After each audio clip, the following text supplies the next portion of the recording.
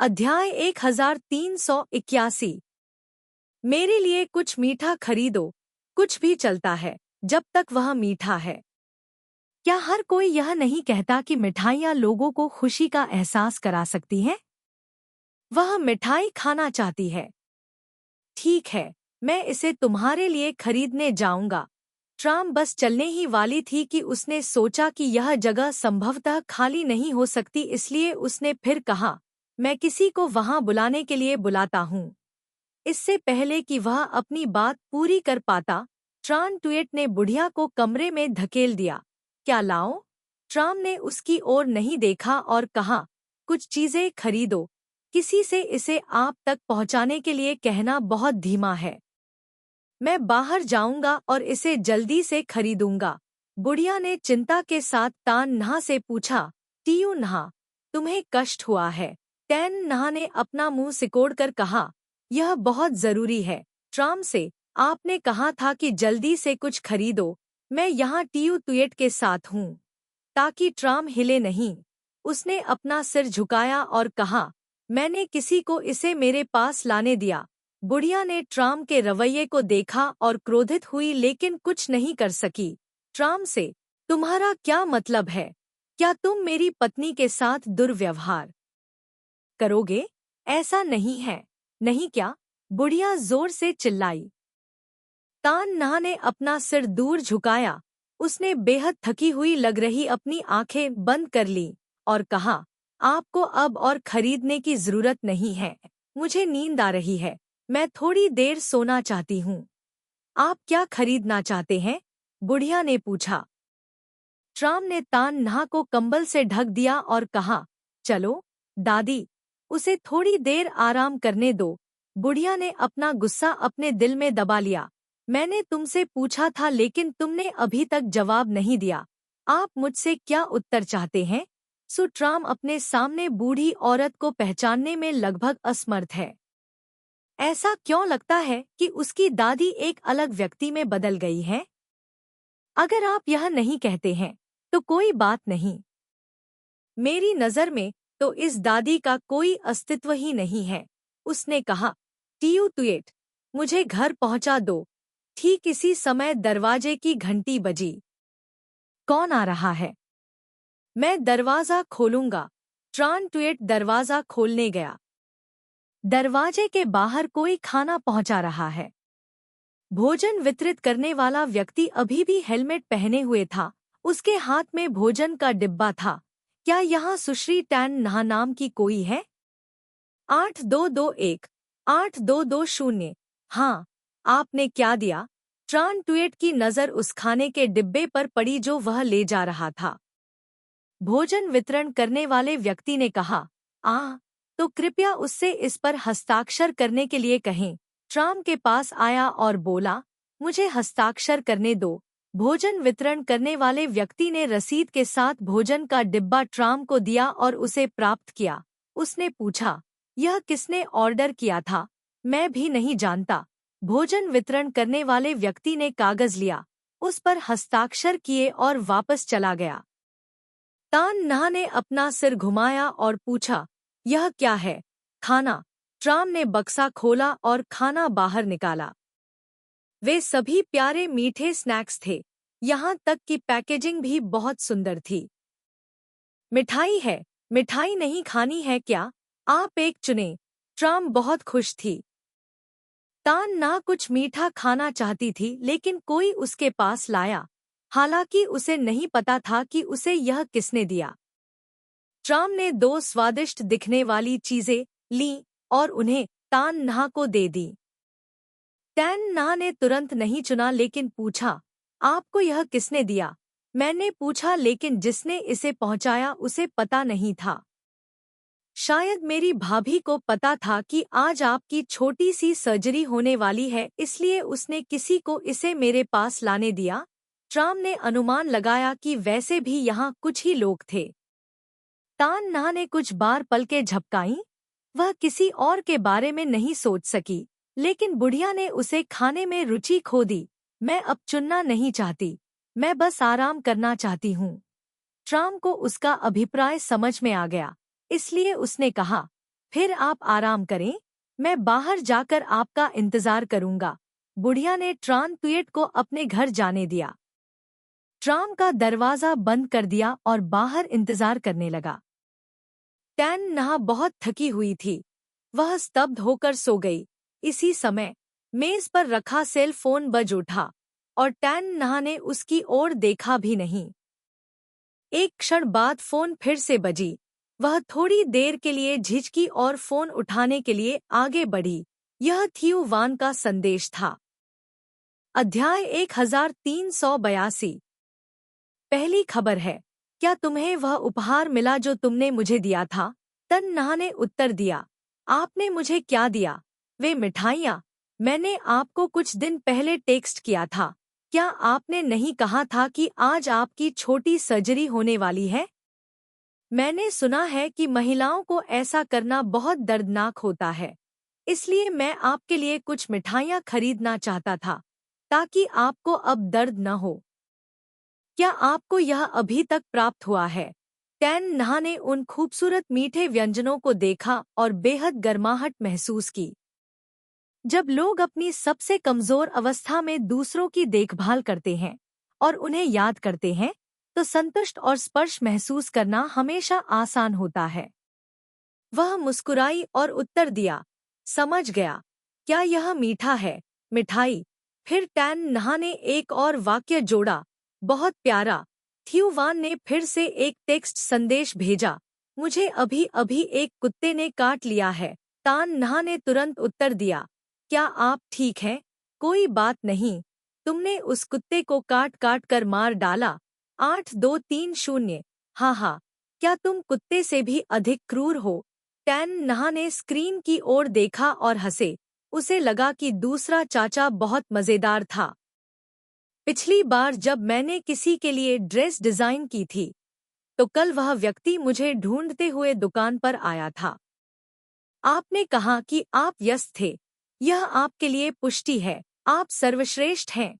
Tan नहा बिना एक शब्द कहे स्क्रीन की ओर देखती रही। एक क्षण बाद थियू वान ने एक और 5 संदेश भेजा, ठीक है, आराम करो। अगर तुम किसी भी चीज से नाखुश हो तो मुझसे बात करने के लिए आओ। तुम्हारे दूसरे चाचा स्वतंत्र हैं। तन नहा ने उत्तर दिया, हाँ। उसने फोन रखने से पहले काफी देर तक फोन को पकड़े रखा। विला में टोंग ट्रियन बाख ने मामले को संभालना समाप्त कर दिया। 2 सामाजिक कॉलों को अस्वीकार कर दिया और सीधे घर चले गए।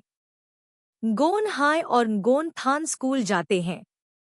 घर के कई वयस्कों ने एक बच्चे को घेर लिया, विशेष रूप से नर्स वू। वह वास्तव में ट्रांग जिया वैन को पसंद करती है। यही बात टोंग खाई फोंग के लिए भी लागू होती है। उन्होंने कहा कि उन्होंने नगोन हाई और नगोन थान की बचपन की उपस्थिति नहीं देखी थी, इसलिए उन्होंने इसकी भरपाई इस बच्चे से की। लड़का अभी भी छोटा है, इसलिए वह बहुत सोता है, लेकिन जब कुछ नहीं होता है तो नानी वो उसे गले लगाना पसंद करती है। हर बार मिस्टर खाई फोंग कहते हैं, जाओ कुछ दूध बनाओ, मुझे आकर तुम्हें गले लगाने दो। बड़ा भतीजा भतीजी स्कूल गए हैं, छोटा भी उसी का है। तब नर्स वू ने चेहरे पर अप्रसन्नता के भाव के साथ लड़के को उसे सौंप दिया। जब लड़का सोता है तो वह किस प्रकार का दूध पीता है? यदि आप उसे गले लगाना चाहते हैं तो बस इतना बताएं। ट्रांग खान गुएट ने लैम टू लैप को बताया, अब जब मैं इसके बारे में सोचता हूँ तो नगोन थान और नगोन हाई कितने दयनीय हैं। मैं व्यस्त हूँ, मैं उन दोनों की देखभाल करने वाला अकेला हूँ। मेरे पास उन्हें गले लगाने का समय नहीं है। जब मैं जिया वान जितना बड़ा था तो वे सभी बिस्तर पर थे। उसे उस समय का भी लाभ उठाना पड़ा जब बच्चे सो रहे थे और अपने डायपर और उनके उल्टी किए हुए कपड़े धोने के लिए सो रहे थे। कभी कभी दोनों बच्चे रोते हुए एक ही समय पर उठते थे और उसे एक एक बच्चे को दोनों हाथों में पकड़ना पड़ता था। अब ट्रांग जिया वान को ही देखिए, पूरा परिवार उसे दिन भर घेरे रहता है। लैम टू लैप ने ट्रांग खान गुएट का हाथ पकड़ा और कहा, माँ, यह कठिन है। 2 बच्चों को पालने में मेरी मदद करने के लिए धन्यवाद। तुम मेरी माँ हो, ठीक है? विनम्र क्यों बने? लैम टू लैप मुस्कुराया और फिर अपना बैग उठाया और कहा, मैं जा रहा हूँ। आज वह दिन है जब टैन नहा अस्पताल जाती है। उसे मिलने जाना है। टैन नहा का देश में कोई रिश्तेदार नहीं है, वह उसकी रिश्तेदार है। ट्रांग खान गुयेट ने कहा, अभी अभी परीक्षा समाप्त हुई, ध्यान दे। लैम टू लैप ने हाँ कहा। वह बाहर गई और देखा कि ड्राइवर पहले से ही वहां इंतजार कर रहा था और वह नीचे झुककर कार में बैठ गई। अध्याय 1383। थोड़ी देर बाद दरवाजा फिर खोला गया। ट्रांग खान गुयेट सामान पैक कर रही थी। उसने सोचा कि लैम टू ला कुछ भूल गई है, इसलिए वह उसे लेने के लिए वापस गई। उसने कहा, कुछ भूल गई। ट्रांग खान गुयेट ने अभी तक बोलना समाप्त नहीं किया था। उसने पलटकर टोंग ट्रियन बाक को देखा, फिर अपना स्वर बदला। क्या आप वापस आ गए? टोंग ट्रियन बाक ने हाँ कहा। आज इतनी जल्दी घर चले जाओ, ट्रांग खान गुयेट ने कहा। टोंग ट्रियन बाक ने कहा कि वह व्यस्त नहीं थे। उन्होंने अपने जूते बदले और टोंग खाई फोंग की ओर चल दिए, जो खिड़की के सामने खड़े अपने भतीजे को पकड़े हुए थे। उसने अपना हाथ बढ़ाया और कहा, मुझे तुम्हें गले लगाने दो। टोंग खाई फोंग ने उसकी ओर देखा। उसने भौहें चढ़ाईं। क्या तुमने अभी तक अपने हाथ धोए हैं? 8230 8221। उसके बाद वह अपने हाथ धोने के लिए बाथरूम में गया। कई बार हाथ धोने के लिए साबुन का इस्तेमाल किया। अपनी जैकेट उतार दी और फिर से चला गया जब टोंग खाई फोंग ने कहा, क्या आपकी कंपनी इतनी मुफ्त है? तुम इतनी जल्दी वापस क्यों आ गए? 8230। आपको थोड़ा आराम करना चाहिए। उसके बाद टोंग ट्रियन बाक केवल सोफे पर बैठकर देख सकते थे। ट्रांग खान गुयेट ने अपने कपड़े मोड़े, उन्हें सोफे पर रखा और कहा, अपने बेटे को देखने के लिए इतनी जल्दी घर आ जाओ, है ना? टोंग ट्रियन बाक ने कहा, यह जानने के बाद कि ट्यू नुई और ट्यू हाय मेरे बच्चे हैं। मेरे दिल में जो उत्साह था उसे शब्दों में व्यक्त नहीं किया जा सकता है, लेकिन अब भी वह पहले की तरह ही उत्साहित है। इतना छोटा सा जीव है आपका बच्चा। लड़के के जन्म के बाद डॉक्टर उसे नवजात शिशु विभाग में ले गए, जहां उसने बाज कपड़े बदले और देखने गया। लड़का एक थर्मल बॉक्स में था, केवल एक बिल्ली जितना बड़ा। उसके पूरे शरीर पर बैंगनी रंग का दिल था और उसके शरीर पर कई निगरानी उपकरण थे, जो उसके जीवन के हर संकेत पर नजर रख रहे थे। यह सचमुच एक चमत्कार था कि लड़का इतनी जल्दी जीवित रह सका और स्वस्थ हो सका। टोंग ट्रियन बाक को जीवन के चमत्कार के बारे में दुख हुआ। वह ईश्वर को नहीं मानता, बुद्ध को नहीं मानता, किसी धर्म को नहीं मानता। लेकिन जब उसने बच्चे को देखा, तो उसने वास्तव में अपने बच्चे को इस दुनिया में आने के लिए स्वर्ग को धन्यवाद दिया। यदि बच्चा अब नहीं है, तो वह स्वयं को दोषी ठहराएगा और जीवन भर पीड़ा में रहेगा। बच्चे के जीवन को समाप्त करने वाले शब्द पर आपके हस्ताक्षर थे। नगौन नगौन कहाँ है? टोंग ट्रियन बाक की वापसी के बाद से लैम टू लैप को कहीं भी नहीं देखा गया है। टीयू नहा से मिलने जा रहा हूँ, ट्रांग खान गुयेट ने कहा और फिर आह भरते हुए महसूस किया कि तान नहा बहुत दयनीय थी। देखो, लड़का मुस्कुरा रहा है, टोंग खाई फोंग ने कहा। बच्चे ने अपनी आंखें कसकर बंद कर लीं। स्पष्ट रूप से अभी भी सो रहा था, लेकिन अभी वह व्यापक रूप से मुस्कुरा रहा था। वो भाग गया। अरे, यह बच्चा बहुत प्यारा है। वह शायद किसी मजेदार चीज का सपना देख रहा है, बहुत खुशी से मुस्कुरा रहा है। शायद वह अपनी भावी पत्नी के बारे में सपना देख रहा है ना? ट्रांग खान गुयेट ने अपने कपड़े उठाए और ऊपर जाने के लिए तैयार हुई।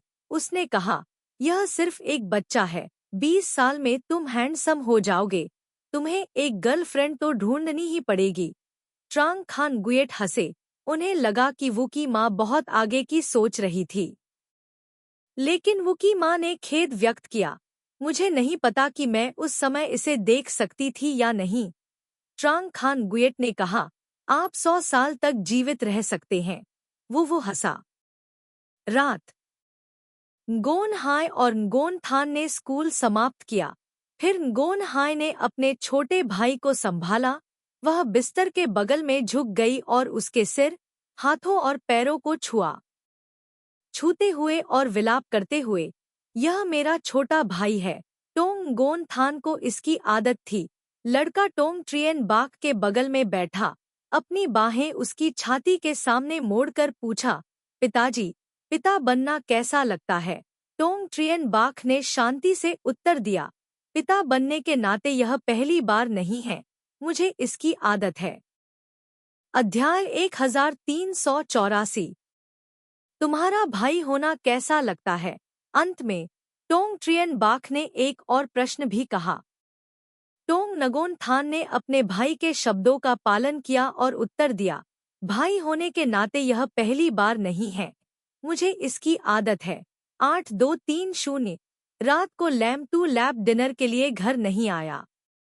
दोनों बच्चों ने अपना होमवर्क किया, जबकि टोंग खाई फोंग उनके बगल में बैठकर देख रहे थे।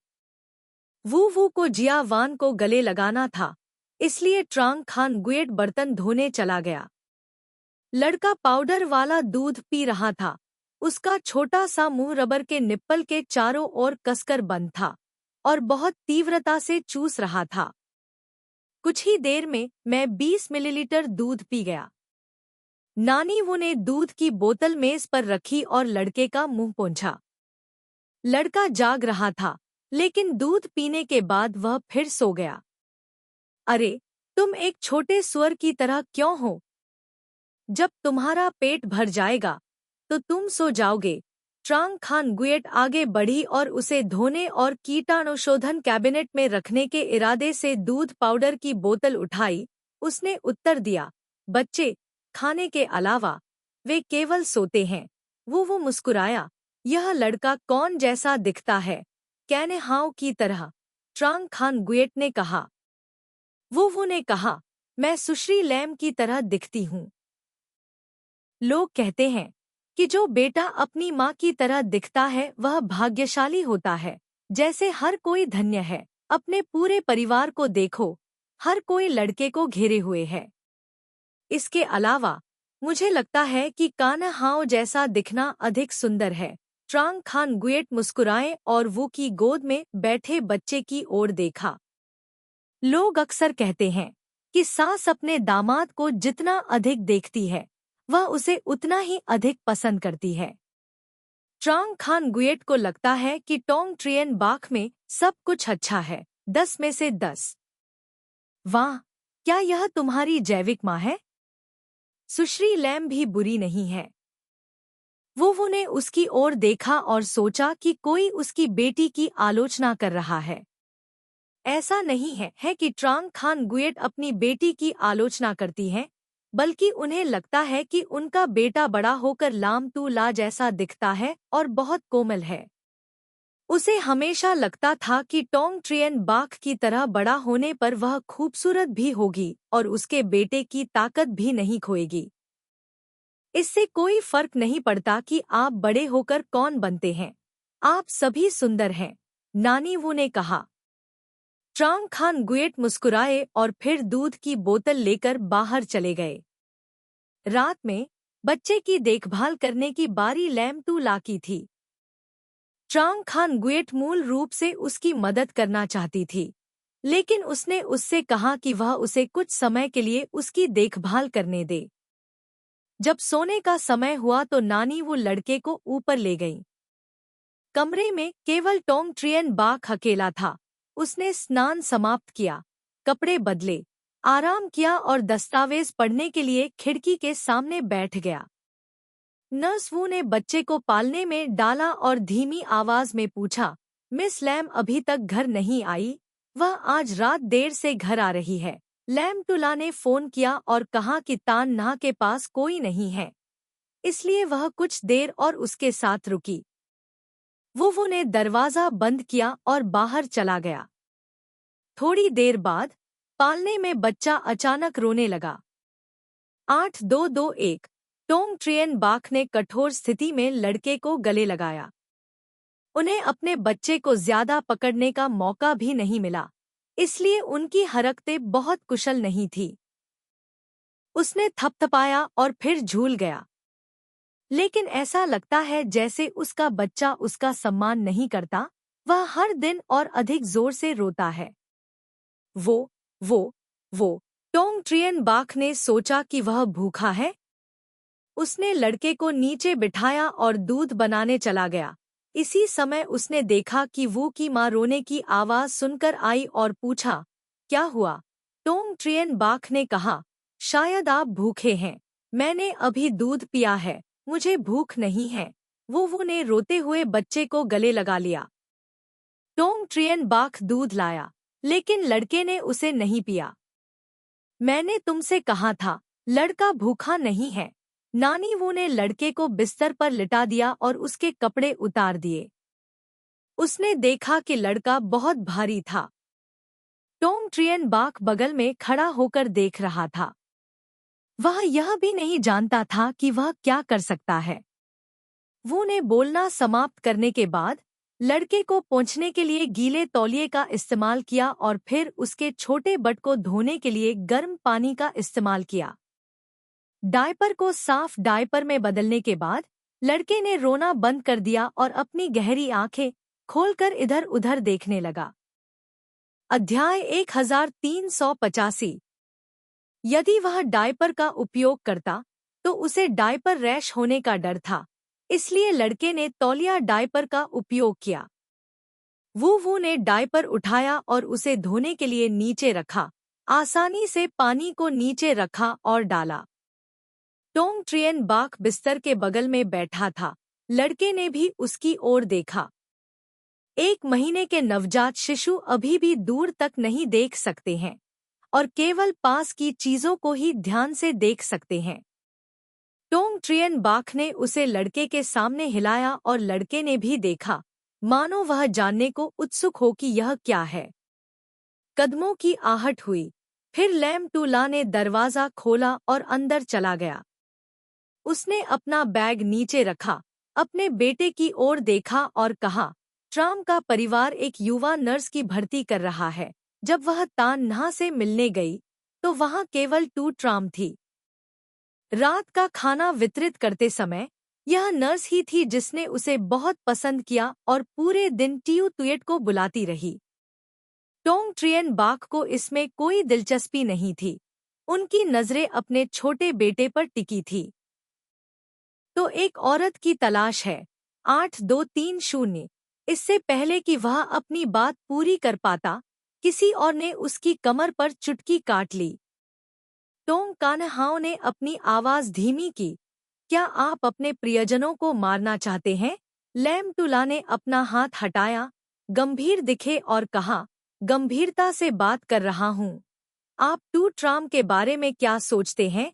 या किसी ऐसे व्यक्ति को ढूंढने जिसकी शादी हो चुकी है और वह थोड़ा बड़ा है। इस प्रकार का व्यक्ति कड़ी मेहनत करता है और बहुत छोटा है। ट्राम के लिए उसका व्यक्तित्व थोड़ा दोषपूर्ण हो सकता है, लेकिन वह कुछ भी अनैतिक नहीं करेगा। आप बहुत अधिक चिंता कर रहे हैं, लैम टूला ने कहा। उसे इस बात की चिंता करने की जरूरत नहीं है कि ट्राम क्या करेगी। उसे केवल इस बात की चिंता है कि उस छोटी नानी के मन में क्या होगा। 2 साल पहले क्या नानी में आगजनी का मामला नहीं था? क्या यह लालच का प्रतिबिंब है? ऐसा नहीं है कि मैं भेदभावपूर्ण हूँ। बात यह है कि मैं बहुत स्पष्ट हूँ कि युवा लड़कियाँ भौतिक चीजों के आकर्षण का विरोध नहीं कर पाएंगी। ठीक है, टोंग ट्रियन बाख ने उसे टोकते हुए कहा, आप हमेशा दूसरे लोगों के मामलों के बारे में अनुमान लगाते हैं। वे अन्य लोग नहीं हैं। तान नहा मेरे रिश्तेदार हैं। ट्राम है। मुझे नींद आ रही है। टोंग कान्हाओ बच्चे के बगल में लेट गई, उसे गले लगाते हुए। उसके साथ अन्य लोगों के मामलों पर चर्चा करने से स्पष्ट रूप से इनकार कर दिया। लैम टू लैप। उसके लिए बोलना जारी रखना सुविधाजनक नहीं था, इसलिए वह केवल खड़ी हो सकती थी। स्नान कर सकती थी और सो सकती थी। एक सप्ताह बाद टैन नहा को सूचित किया गया कि भ्रूण निर्माण विफल हो गया था। आरोपण की तो बात ही छोड़ दें। अब जबकि तकनीक विकसित हो रही है, विकास के दौरान यौवन को रोकना बहुत दुर्लभ बात है। डॉक्टर का विचार है कि यह अंडे की समस्याओं के कारण हो सकता है। यदि आप जारी रखना चाहते हैं तो आपको इंजेक्शन जारी रखना होगा, ओव्यूलेशन को बढ़ावा देना जारी रखना होगा और फिर खेती के साथ आगे बढ़ना होगा। बुढ़िया ने तुरंत कहा, हमें निश्चित रूप से यह करना होगा। हम टू परिवार को विलुप्त नहीं होने दे सकते, है ना? आज के युग में यह कहावत बहुत बेतुकी है। अब बहुत सारे लोग हैं जो शादी करने से डरते हैं और बच्चे पैदा करने से डरते हैं। ऐसे लोग हैं जो डरते हैं कि बच्चों का पालन पोषण करना मुश्किल होगा। ऐसे लोग हैं जो बिल्कुल भी बच्चे पैदा नहीं करना चाहते हैं और केवल 2 लोगों की दुनिया चाहते हैं। ऐसे भी लोग हैं जो बच्चे को जन्म देना चाहते हैं लेकिन जन्म नहीं दे पाते। बिल्कुल स्पष्ट रूप से उत्तरार्ध बहुत दर्दनाक है। ट्राम ने कुछ नहीं कहा।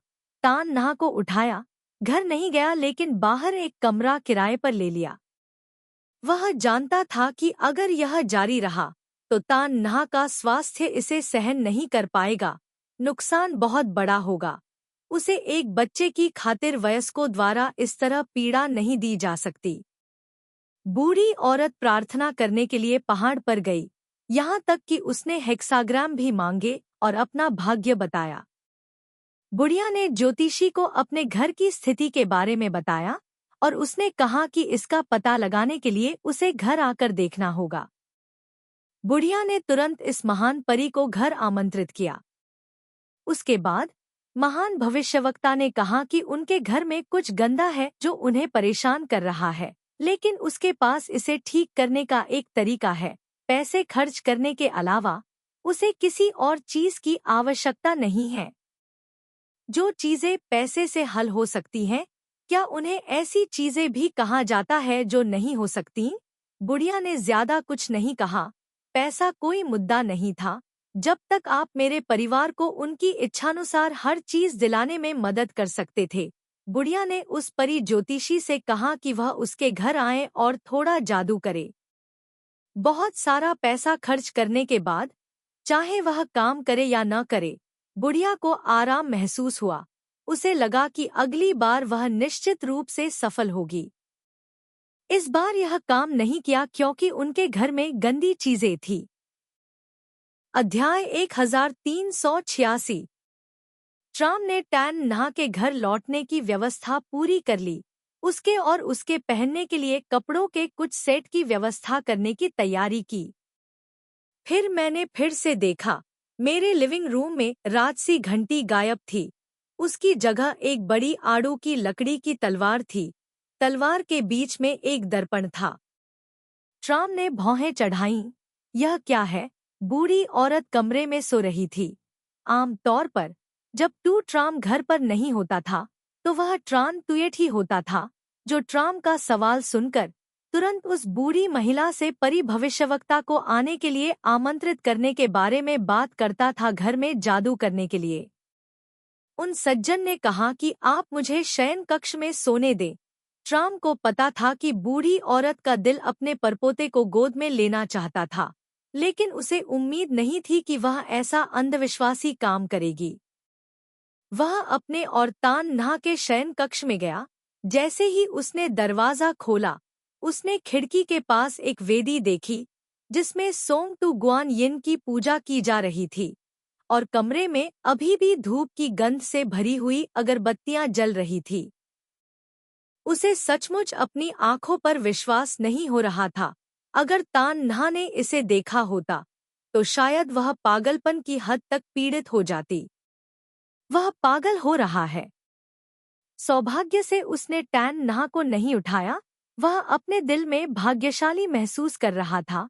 कमरे में गया, कोठरी में सूटकेस पाया और अपनी चीजों को व्यवस्थित करना शुरू कर दिया। उसने पैकिंग पूरी की और दरवाजे से बाहर जाने ही वाला था कि बुढ़िया जाग गई। उसने उसके हाथ में सूटकेस देखा और पूछा, कहाँ जा रहे हो? तन नहा कहा है। क्या तुम आज वापस नहीं आ रहे हो? मैं उसे शहर सी में ले गया, वहां कुछ हुआ।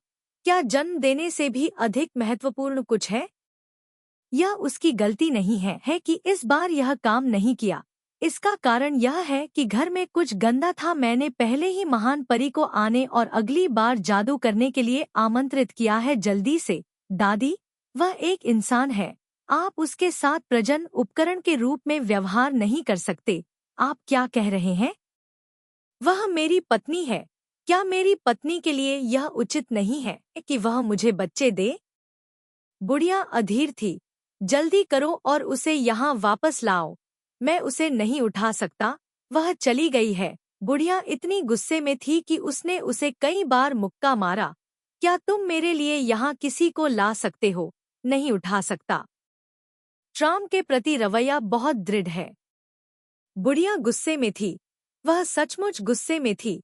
आप चाहते हैं कि मैं मर जाऊं?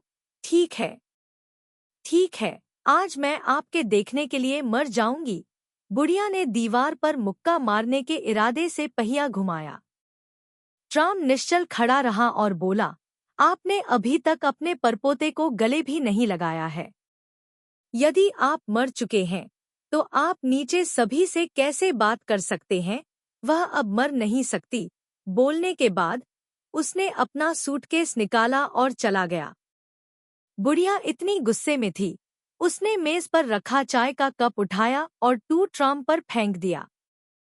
प्रिय ट्रान ट्वेट ने तुरंत याद दिलाया। ट्राम ने बुढ़िया की ओर देखने के लिए अपना सिर घुमाया। कप से बचने के लिए झुक गया। कप दीवार से टकरा गया। ट्राम ने ट्रान ट्वेट को धीरे से सलाह दी, उसकी अच्छी देखभाल करो। अगर वह खुश है तो मैं उसका वेतन बढ़ा दूंगा। ट्राम के लिए, दादी, मुझे भी थोड़ी देर के लिए सिटी सी जाना है। वापस जाने से पहले न्हा की सेहत में थोड़ा सुधार होने तक प्रतीक्षा करें। बोलना समाप्त करने के बाद ट्राम ने पीछे मुड़कर नहीं देखा और दरवाजे से बाहर चली गई। बुढ़िया इतनी गुस्से में थी कि उसने पहिए से टकराया। ट्राम के लिए, तुम चाहते हो कि मैं मर जाऊं? बुढ़िया कितना भी रोए और चिल्लाए, फिर भी ट्राम वापस नहीं आई। वह जानता था कि बुढ़िया मरना बर्दाश्त नहीं कर सकती और फिर भी वह अपने परपोते को गोद में लेना चाहती थी। ट्राम का किराए का घर बड़ा नहीं है। एक शयन कक्ष, एक बैठक कक्ष, एक रसोई, एक स्नानघर, 2 लोगों के लिए पर्याप्त। अंदर सब कुछ पूरा है, बस अंदर जाने की जरूरत है। यह उपविभाजन जहां वह काम करता है उसके करीब भी है।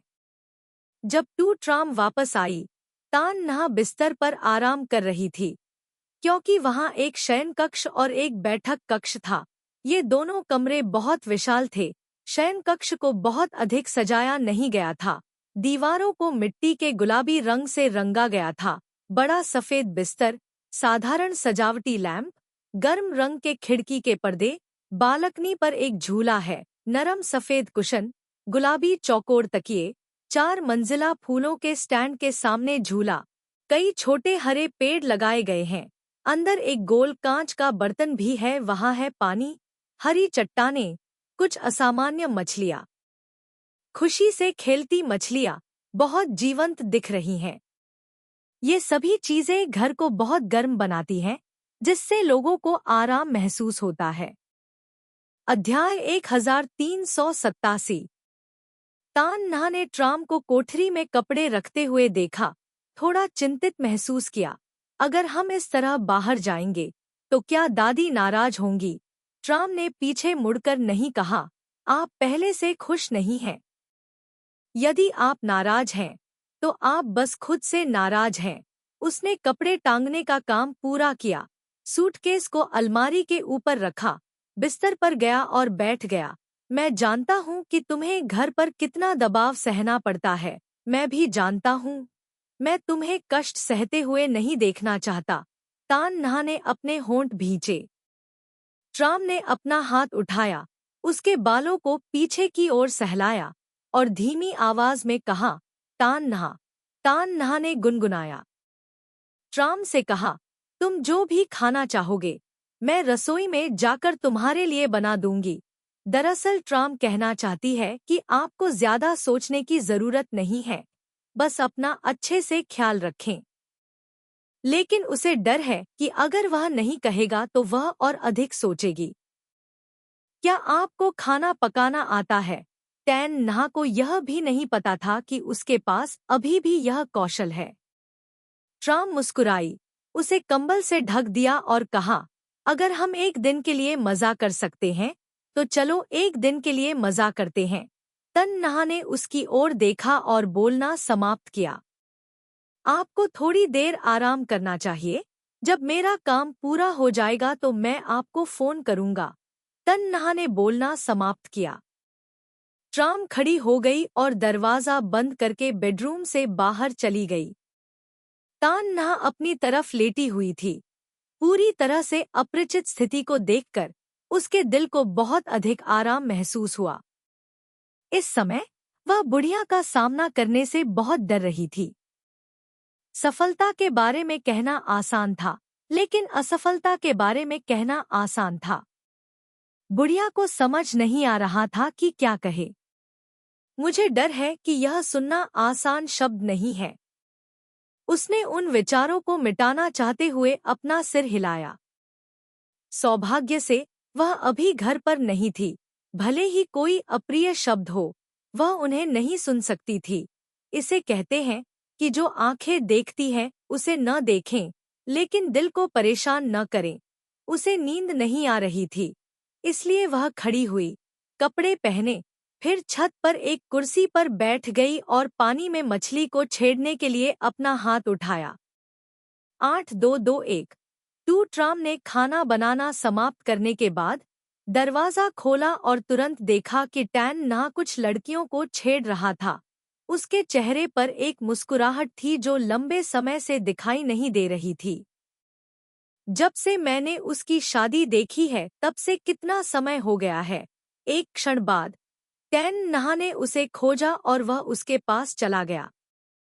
तान नहा ने कहा, आपको ऐसी जगह कैसे मिल सकती है? ट्राम ने कहा, आजकल कमरे ढूंढने के लिए कई सॉफ्टवेयर हैं। जब तक आपके पास पैसा है, आपको एक उपयुक्त अपार्टमेंट मिल जाएगा। टैन नहा समझ गई कि हालांकि यह जगह घर जितनी बड़ी नहीं थी, लेकिन यह बहुत शांत और अधिक आरामदायक थी। उसे घर की तरह बात करते समय सावधान रहने की जरूरत नहीं थी। उसे डर था कि बुढ़िया की दिलचस्पी कम हो जाएगी। अगर वह घर में रहेगी तो उसे डर है कि बहुत नाराजगी होगी। वह लटकी हुई कुर्सी से उठ खड़ी हुई। वह काफी देर से बैठी थी, इसलिए उसकी दाहिनी जांघ थोड़ी सुन्न थी।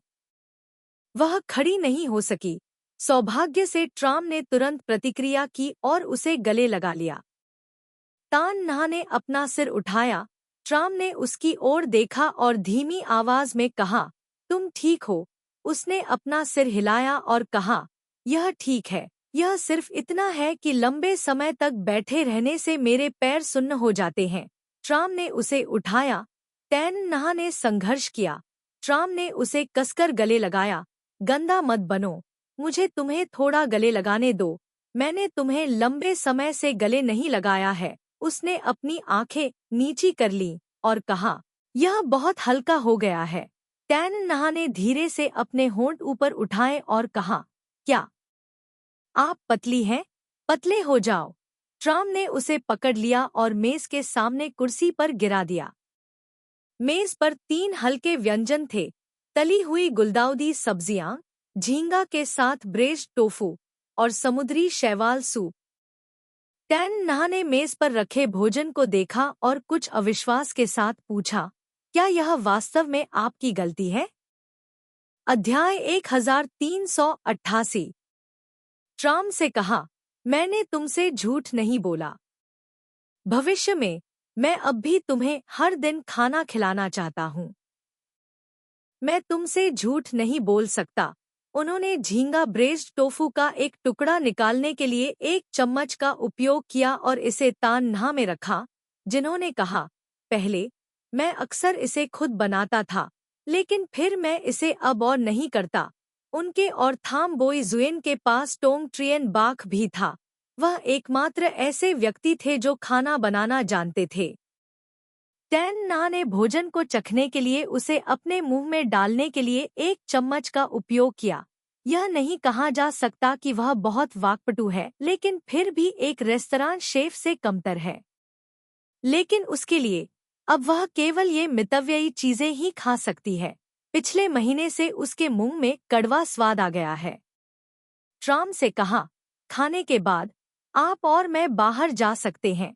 तन ना ने पूछा, कहाँ जाना है? मेरा कार्यस्थल, ट्राम ने कहा। इस समय मैं घर पर नहीं बल्कि अस्पताल में हूँ। मैं लंबे समय से सभी को देखने के लिए बाहर नहीं गया हूँ। मुझे लगता है कि मैं अपना दुख दूर करने जा रहा हूँ। तान ना ने एक पल के लिए सोचा, भले ही वह नहीं गई, फिर भी वह सोने के लिए घर पर ही रहेगी। बाहर जाकर ताज़ी हवा में सांस लेना बेहतर होगा। इसलिए वह सहमत हो गई और कहा, ठीक है। खाना खत्म करने के बाद टू ट्राम ने बर्तन साफ किए और अपने लिए कपड़े ढूंढे। टैन नहा ने कहा, आपके शरीर पर कपड़े अभी भी बहुत अच्छे हैं। उसने खुद को देखने के लिए अपना सिर नीचे किया। बहुत अच्छा महसूस कर रही थी। ट्राम ने उसे बदलने के लिए अलमारी से कपड़ों का एक नया सेट निकाला। खुद को अच्छे मूड में लाने के लिए इसे कहें। टैन नहा ने कपड़े लिए और कहा, यदि आप कपड़े का एक नया सेट बदल लें, तो क्या आप बेहतर महसूस करेंगे? ट्राम से कहा, हमें बदलना होगा। टैन नहा ने कपड़े बदले और फिर उसके साथ दरवाजे से बाहर चली गई। हाथ पकड़कर अपरिचित क्षेत्र से बाहर चली गई, शायद इसलिए कि यह जगह अजीब थी। जब वह वहां से गुजर रही थी, तो वह सचेत रूप से आसपास के वातावरण का निरीक्षण नहीं कर पाई। उपविभाग बहुत बड़ा है। प्रत्येक इमारत बहुत दूर दूर है। पर्याप्त हरा भरा क्षेत्र है और गेट पर एक सुरक्षा गार्ड है। ट्राम ने तान नहा को पकड़ने के लिए अपना हाथ बढ़ाया। टैन नहा ने उसका हाथ पकड़ने के लिए आगे नहीं बढ़ाया और कहा, ऐसा नहीं है कि हम प्यार में हैं। यह उबाऊ काम क्यों करते हैं? हम प्यार में क्यों नहीं पड़ सकते? ट्राम ने उससे पूछा और उसका हाथ अपनी कोहनी में भी रखा। उन्होंने कहा, यह जगह जहां मैं काम करता हूं उसके बहुत करीब है। हम वहां चल सकते हैं। टैन नहा इसे सही देखते हैं। आज गर्मी नहीं थी। वे सड़क पर धीरे धीरे चल रहे थे जहां फूल, पेड़ और पत्तियां हरे भरे थे। कभी कभी पत्तों के बीच से हवा का झोंका आता था, जिससे सरसराहट की आवाज आती थी। एक क्षण बाद वे दोनों कार्यालय पहुंचे। जैसे ही वे अंदर आए, उन्होंने एक पल में रोने की आवाज सुनी। ट्राम की नसें तनावग्रस्त हो गईं और उसने तुरंत चलना बंद कर दिया। टैन नहा ने उसे बेवजह देखा। ट्राम ने ध्यान केंद्रित किया और ध्यान से सुना। टैन नहा ने अपना हाथ थोड़ा सा दबाया और कहा, तुम क्या कर रहे हो? ट्राम को डर था कि बुढ़िया उसे नहीं ढूंढ पाएगी, इसलिए वह रोते हुए यहाँ भागी। पूरे परिवार को उसके द्वारा उस रूप में बदल दिया गया था। उसने पूरी तरह से इसकी कल्पना की थी। बुढ़िया को परेशानी पैदा करने के लिए यहाँ भागने की छवि की आवश्यकता नहीं थी। उसे बुढ़िया द्वारा बिजली का झटका लगने वाला था। डर था कि वह फिर रोएगी। ध्यान से सुनने पर ऐसा नहीं लगता। रोने की आवाज कम उम्र की महिला की लगती है। उन्होंने तान नहा का हाथ थपथपाया और कहा, यह ठीक है, चलो अंदर चले। टैन नहा ने उसकी ओर देखा। क्या वह वही नहीं था जो घबराया हुआ था? वे अंदर गए और देखा कि एक अधेड़ उम्र की महिला रिसेप्शन रूम में बैठी फूट फूट कर रो रही थी। उसके बगल में एक वकील था, असहाय होकर महिला की ओर देख रहा था। उसके पास कहने के लिए कुछ भी नहीं था। वह रो रही थी, स्थिति को स्पष्ट रूप से नहीं बता रही थी। वह क्या कर सकता था? ट्राम ने पास आकर पूछा, क्या हुआ वकील? यह महिला कुछ समय पहले आई थी, यह कहते हुए कि वह अपनी बेटी को मुकदमा चलाने में मदद करने के लिए एक वकील ढूंढना चाहती थी। वकील ट्रान उससे मिलने आई थी। पहले तो वह रोई और नहीं कहा कि कुछ भी गलत है। इसलिए वकील ट्रान ने उसकी मदद की। उसके आंसू कागज से पोंछ दो। अध्याय 1389। बोलने के बाद वह भावुक हो गई। ऐसा क्या हुआ कि वह इतनी बुरी तरह रोने लगी? ट्राम के पास आने के लिए वकील ट्रान को काम पर जाने दिया। फिर वह आया। उसे इस महिला की स्थिति पूछने की कोई जल्दी नहीं थी। वह बहुत उत्तेजित दिख रही थी। यदि वह शांत नहीं था तो वह एक वकील से मिलने आने का उद्देश्य स्पष्ट रूप से कैसे बता सकता था? ट्राम घबराई नहीं और तुरंत तान न्हा से पूछा, क्या आप प्यासे हैं? तान न्हा ने हस्ताक्षर करने वाली महिला से कुछ सहानुभूतिपूर्वक कहा, क्या आप स्थिति के बारे में नहीं पूछने जा रही हैं? ट्राम ने उसे कोई जवाब नहीं दिया, लेकिन 2 गिलास पानी डालने चली गई। एक गिलास तान न्हा को देने के लिए, दूसरा गिलास दूसरी महिला के बगल में रखने के लिए। इसके अलावा उन्होंने तान न्हा से यह भी कहा, क्या आप मेरे कार्यालय आना चाहते हैं? तान न्हा ने अपना सिर हिलाया। वह सुनना चाहती थी कि यह महिला इतनी बुरी तरह क्यों रो रही है। महिला ने वकील ट्रान की ओर देखा और 2 अन्य लोगों को, जिन्हें वह नहीं जानती थी, पूछा, आप कौन हैं? ट्राम ने तान को लाउंज कुर्सी पर बैठने में मदद की और कहा, यह एक वकील का कार्यालय है। आप यहाँ क्यों हैं? मुझे स्पष्ट रूप से बताएं। यदि नहीं तो कृपया घर जाएं और सोचते रहें और फिर तय करें कि आएंगे या नहीं। मैं घर कैसे जा सकता हूँ? मैं अपने दामाद पर मुकदमा कर रहा हूँ। जैसे ही उन्होंने सुना कि मैं ल्यूक परिवार पर मुकदमा करना चाहता हूँ, उन्होंने इसे स्वीकार नहीं किया। बोलते बोलते महिला के आंसू छलक पड़े। ट्राम को अब भी कोई जल्दी नहीं थी। उसने पानी का एक गिलास पकड़कर उसे दिया। पानी पियो, धीरे धीरे पियो। टैन न्हा भी सिटी बी से परिचित नहीं थी, इसलिए वह ट्राम के पास जाकर फुसफुसाई, क्या ल्यूक परिवार भयानक है? अन्यथा कोई भी उस महिला के मुकदमे को स्वीकार करने का साहस क्यों नहीं करेगा? ट्राम ने धीमी आवाज में उसे उत्तर दिया, यह परिवार ही है जिसके पास शक्ति है। सिटी बी में बहुत सारे पैसे वाले लोग हैं। ताकत भी बहुत है। पैसा होना कोई बड़ी बात नहीं है। महिला तब तक रोती रही जब तक उसका चेहरा और आंखें लाल और सूज नहीं गईं। उसे नहीं पता था कि वह कितनी देर से रो रही थी। उसने कांपते हुए ट्राम के हाथ से पानी का गिलास लिया, उसे एक घूंट में पी लिया और बहुत देर तक रोने के बाद उसकी आवाज भर्रा गई।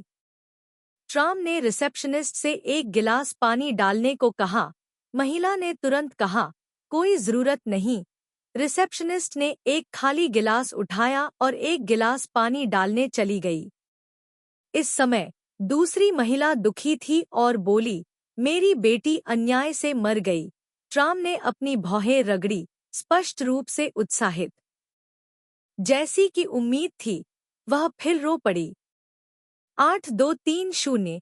एक क्षण बाद फिर महिला बोलने में सक्षम थी। हालांकि यह रुक रुक कर हो रहा था, लेकिन वह तुरंत सामान्य कहानी बता सकती थी। कहानी यह थी कि उसकी बेटी की शादी एक अमीर परिवार में हुई और उसने एक बेटे को जन्म दिया, लेकिन उसके दामाद का अफेयर था। उसे अकेला छोड़ दिया, उसकी बेटी को बच्चे को जन्म देने दिया और फिर बाहर की महिला को मां कहा। उसकी बेटी ने तलाक स्वीकार कर लिया और इसके लिए सहमत नहीं हुई, लेकिन ल्यूक परिवार को उसकी बेटी को तलाक के लिए मजबूर करने का अधिकार था।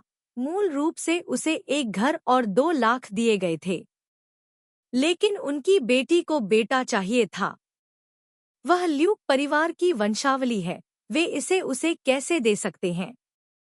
उसकी बेटी अनिच्छुक थी, यह स्वीकार करने में असमर्थ थी कि उसका बेटा किसी अन्य महिला को अपनी मां कहे। बहुत उत्तेजित स्थिति में उसने अपने बेटे को गले लगाया, उस घर से कूद गई जो उसके पहले पति ने उसे दिया था, और आत्महत्या कर ली। 20वीं मंजिल से नीचे कूदते हुए उसका पूरा शरीर और चेहरा इस हद तक गिर गया कि वह स्पष्ट रूप से नहीं देख सका। ल्यूक परिवार भी असहनीय रूप से दुखी है। मरे हुए लोग मर चुके हैं। एक बच्चे के लिए भी मस्तिष्क कैसे नहीं हो सकता। अपनी बेटी की मृत्यु पर महिला ने देखा कि उसकी बेटी की मृत्यु अन्याय से हुई है और उसके परिवार ने उसे मरने के लिए मजबूर किया है, इसलिए वह पहले अपने दामाद पर मुकदमा करना चाहती थी। यह सुनने के बाद तान नहा डर गई और अच्छे मूड में नहीं थी। ट्राम ने उसे अपने कार्यालय जाने दिया, लेकिन वह नहीं गई।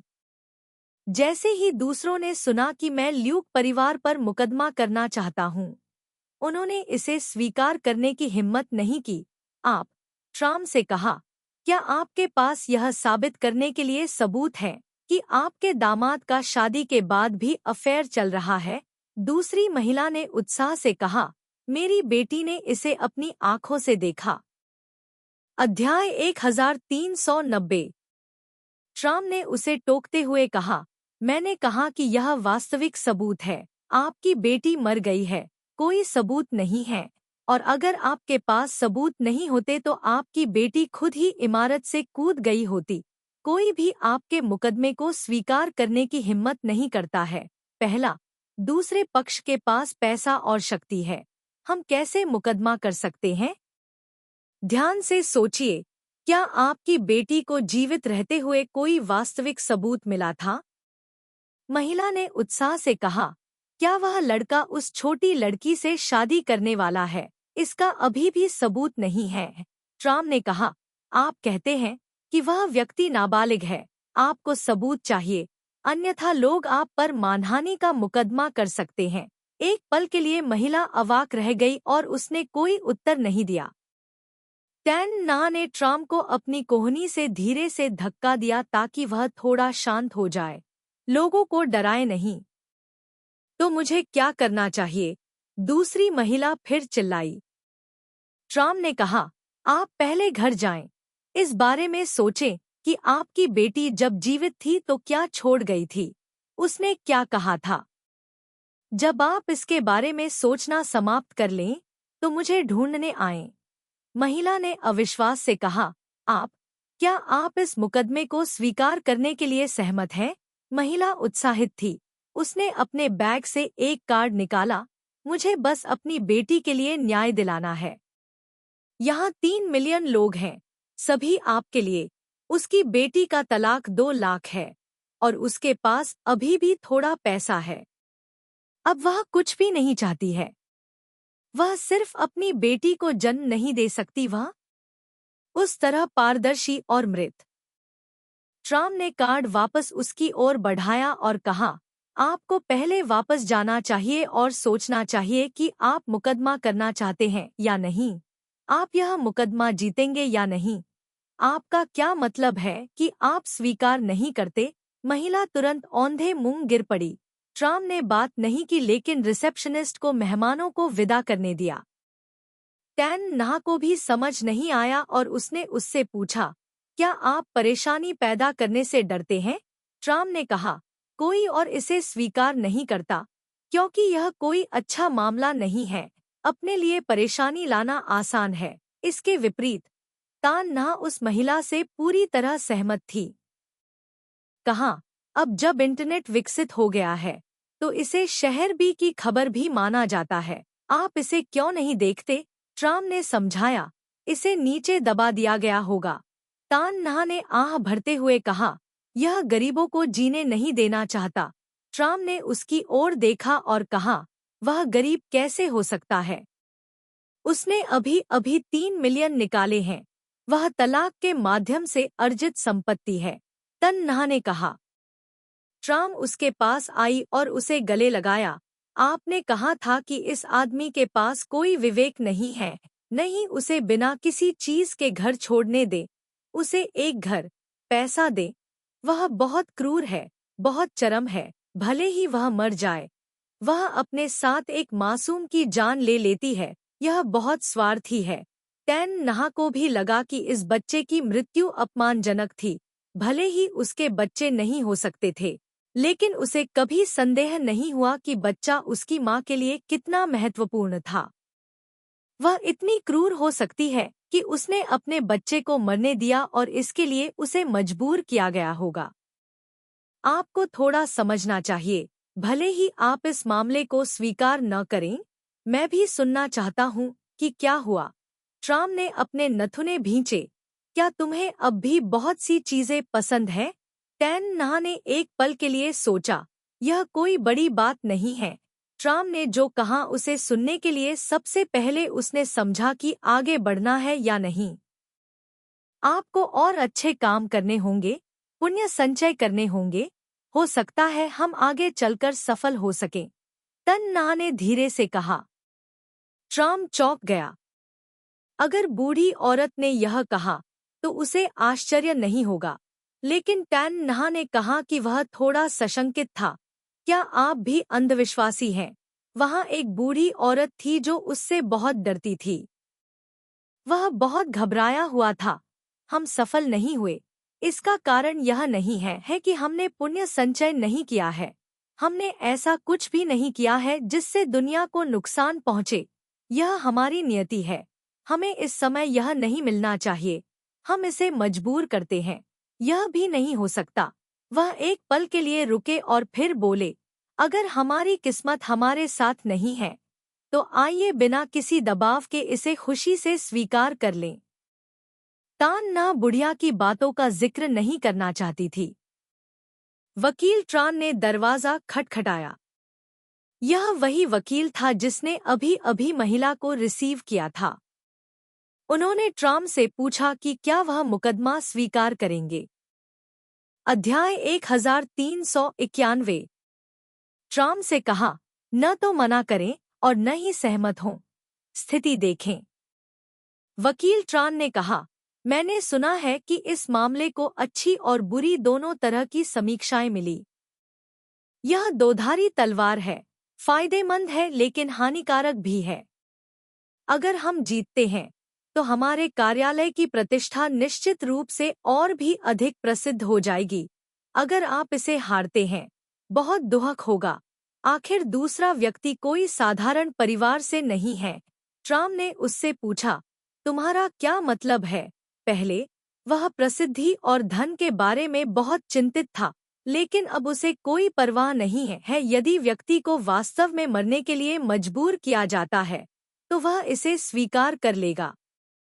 इससे कोई फर्क नहीं पड़ता कि दूसरा पक्ष कौन है, वे कानून की अवहेलना नहीं कर सकते, है ना? मुझे लगता है कि इसे पूरी तरह से स्वीकार न करना ही बेहतर है। कम से कम हमारे पास जो है उसे हम रख सकते हैं अगर हम असफल होते हैं। वकील ट्रान, मुझे पता है कि आप क्या कहना चाहते हैं। मेरे अपने विचार हैं। ट्राम ने उसकी बात काटते हुए कहा, आप भी मुझे समझते हैं। भले ही मैंने लंबे समय से कोई मामला स्वीकार नहीं किया है, फिर भी मेरे पास अपने सिद्धांत हैं। वकील ट्रान ने याद दिलाया, मैं मानता हूँ कि मुझे लोगों को नाराज करना होगा। ट्राम से कहा, मुझे पता है। ट्रान लुआट ने आह भरी, खुद ही देख लो। उन्होंने बोलना समाप्त किया और फिर मुड़कर बाहर चले गए। ट्रान लुआट के जाने तक इंतजार करते हुए तान नहा ट्राम से पूछने आए, आप क्या सोचते हैं? ट्राम ने टैन नहा को जवाब नहीं दिया बल्कि उसे बाहर खींच लिया। उसने रिसेप्शनिस्ट से पूछा, क्या उस महिला ने अभी कोई संपर्क फॉर्म छोड़ा था? जब वह पहुंची तो उसका पंजीकरण किया गया। रिसेप्शनिस्ट ने ट्राम को नोटपैड दिखाया। उसने उस पर नजर डाली और फिर टैन नहा को बाहर खींच लिया। टैन नहा को समझ नहीं आया कि ट्राम क्या करना चाहती है। उसने पूछा, आप क्या कर रहे हैं? मैं यह केस लेना चाहता हूँ। क्यों? क्या वह ट्रान लुआट आपको अभी आश्वस्त नहीं कर रहा था? डर था कि आप इसे स्वीकार कर लेंगे? कोई कारण नहीं है। मुझे बस यह लगता है कि एक महिला जो अपने बच्चे को अपने साथ मरने दे सकती है, निश्चित रूप से उस स्थिति में मजबूर है जहां उसके पास कोई अन्य विकल्प नहीं है। मैं मामले की सच्चाई का पता लगाना चाहता हूं और मृतकों को दोष मुक्त करना चाहता हूं। चलते चलते ट्राम ने कहा।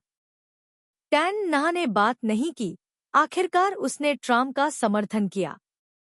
नेक दिल वाला वकील एक अच्छा वकील होता है। वे महिला के घर पहुंचे। यह एक 3 मंजिला घर था, जिसमें एक छोटा सा आंगन था और एक ताबूत था जिसे अभी तक हटाया नहीं गया था। ताबूत के सामने राख के 2 घड़े रखे हुए थे, जिसके ऊपर लाल कपड़ा ढका हुआ था। वकील की तलाश कर रही महिला ताबूत के सामने बैठी रो रही थी। उसके आसपास ऐसे कई लोग थे जिनके उनके परिवार के साथ अच्छे संबंध थे। दोनों ने कार रोकी और अंदर जाने ही वाले थे, लेकिन उसी वक्त कारों का एक समूह सीधे मुख्य दरवाजे पर जाकर रुक गया। कार से 1 दर्जन लोग बाहर निकल रहे थे। दूसरी महिला ने इन लोगों को देखा और बहुत उत्साहित हुई। तुम यहाँ क्या कर रहे हो? रास्ते का नेतृत्व कर रहा एक आदमी काले कपड़े पहने हुए था, जो एक सफल व्यक्ति लग रहा था। उन्होंने कहा, बेशक मुझे अपने बच्चे को ले जाना होगा। यह व्यक्ति मृतक का पूर्व पति और अधेड़ उम्र की महिला का पूर्व दामाद था। अधेड़ उम्र की महिला रोते हुए बोली, तुम्हारा बच्चा? उस बच्चे ने आपका सारा दिमाग हर लिया है। क्या आपको अब भी अपने बेटे की परवाह है? उसका बेटा मर गया है। इससे पहले कि वह अपनी बात पूरी कर पाती, आदमी ने उसका गला घोंट दिया। अगर तुम्हारी बेटी नहीं होती, तो क्या मेरा बेटा मर जाता? आप विवेकहीन व्यक्ति हैं। मृतक का छोटा भाई दौड़कर आगे आया। यह आदमी कई अनुभवी अंगरक्षकों को लेकर आया। इससे पहले कि मृत व्यक्ति का छोटा भाई उस आदमी को छू पाता, उसे अंगरक्षकों ने धक्का दे दिया और ताबूत के सामने गिर गया। उस आदमी के बगल में खड़ी खूबसूरत लड़की के पास ऊपर जाने और बच्चे की राख लेने का समय था। उसने अव्यवस्था का फायदा उठाया और फिसलने का नाटक किया और अपने बगल में रखे राख के जार को लात मारकर गिरा दिया। राख का जार टूट गया और राख बिखर गई। इससे मृत व्यक्ति का परिवार बहुत क्रोधित हो गया और उस पर हमला करना चाहा। ताबूत वाले थिएटर में पूरी तरह से अव्यवस्था थी। एक अंगरक्षक द्वारा संरक्षित लड़की उस आदमी के पास गई और कहा, मैं सावधान नहीं थी। दूसरा आदमी इस बात से नाराज नहीं था कि उसकी पूर्व पत्नी का कलश टूट गया था। उसने अपने बेटे का कलश उठाया और कहा, चलो चलें। कार में बैठने तक उन दोनों को अंगरक्षकों द्वारा संरक्षित किया गया था। कई रिश्तेदार घायल हो गए। वे अंगरक्षक बहुत ही दुर्जेय थे। मृत व्यक्ति के रिश्तेदारों का उनसे कोई मुकाबला नहीं था। सभी को जमीन पर गिरा दिया गया और रोने की आवाज आसमान में गूंज उठी। टैन नहा और टू ट्राम बहुत दूर खड़े होकर देख रहे थे। उन्होंने अभी अभी दृश्य रिकॉर्ड करने के लिए अपने फोन का भी इस्तेमाल किया। क्या वह महिला अभी तीसरी व्यक्ति है? टैन नहा ने स्पष्ट रूप से देखा कि उसने जानबूझकर राख के जार को गिरा दिया। यह बहुत क्रूर था। ट्राम ने कहा, शायद ऐसा है। दूसरों को मौत के लिए मजबूर करने में सक्षम होना निश्चित रूप से एक बहुत ही भयानक चाल है। ट्राम के लिए आपको उनकी मदद करनी चाहिए। वे लोग दूसरों पर बहुत अधिक अत्याचार करते हैं। दूसरी ओर की अधेड़ उम्र की महिला अभी भी राख के कलश से लिपटकर रो रही थी। ट्राम ने आह भरी, मैं उनकी मदद करना चाहता हूँ, लेकिन उन्हें सहयोग करना होगा। उस अधेड़ उम्र की महिला को नहीं पता था कि क्या करना चाहिए, लेकिन वह कैसे मदद कर सकती थी। तो क्या हम अब घर जा रहे हैं? तन्हा ने पूछा। ट्राम ने कहा, थोड़ी देर और रुको, उनके शांत होने का इंतजार करो, फिर हम अंदर जा सकते हैं। अगर हम अभी अंदर गए तो हमें नहीं पता कि स्थिति क्या होगी। तन्हा ने कहा, मैं आपकी बात सुनता हूँ। आज सप्ताहांत है। थाम पेई जुएन ने आराम करने का अवसर लिया और तांग डू की यात्रा के लिए वापस भाग गया। टैंग डू को नहीं पता था कि थाम पेई जुएन वापस आएगी, इसलिए उसने एक आउटडोर स्कूल गतिविधि में भाग लिया। जब टैंग डू को थाम बोई जुएन का फोन आया तो उसे पता था कि वह आज घर आ रहा है। तुमने मुझे क्यों नहीं बताया? अब तांग डू एक पहाड़ की चोटी पर है। उसने और उसके सहपाठियों ने तंबू लगा लिए हैं। उनके सहकर्मी ने टिप्पणी करते हुए कहा कि वह अचानक लौटे और तांग डू को आश्चर्यचकित कर दिया। उसने सोचा कि टैंग डू जैसी युवा लड़कियों को यह पसंद आएगा, लेकिन अप्रत्याशित रूप से टैंग डू को नहीं पता था कि थाम पेई जुएन वापस आ गया है, इसलिए वह खेलने के लिए बाहर चला गया। थाम बोई जुएन ने पूछा, आप कहाँ हैं? टैंग डू ने कहा, नाम बेटे, मैंने सुना है कि यहाँ सूर्योदय बहुत सुंदर है, इसलिए मैं और मेरे सहपाठी सूर्योदय देखने आए हैं। मैं तुम्हें ढूंढने आया हूँ।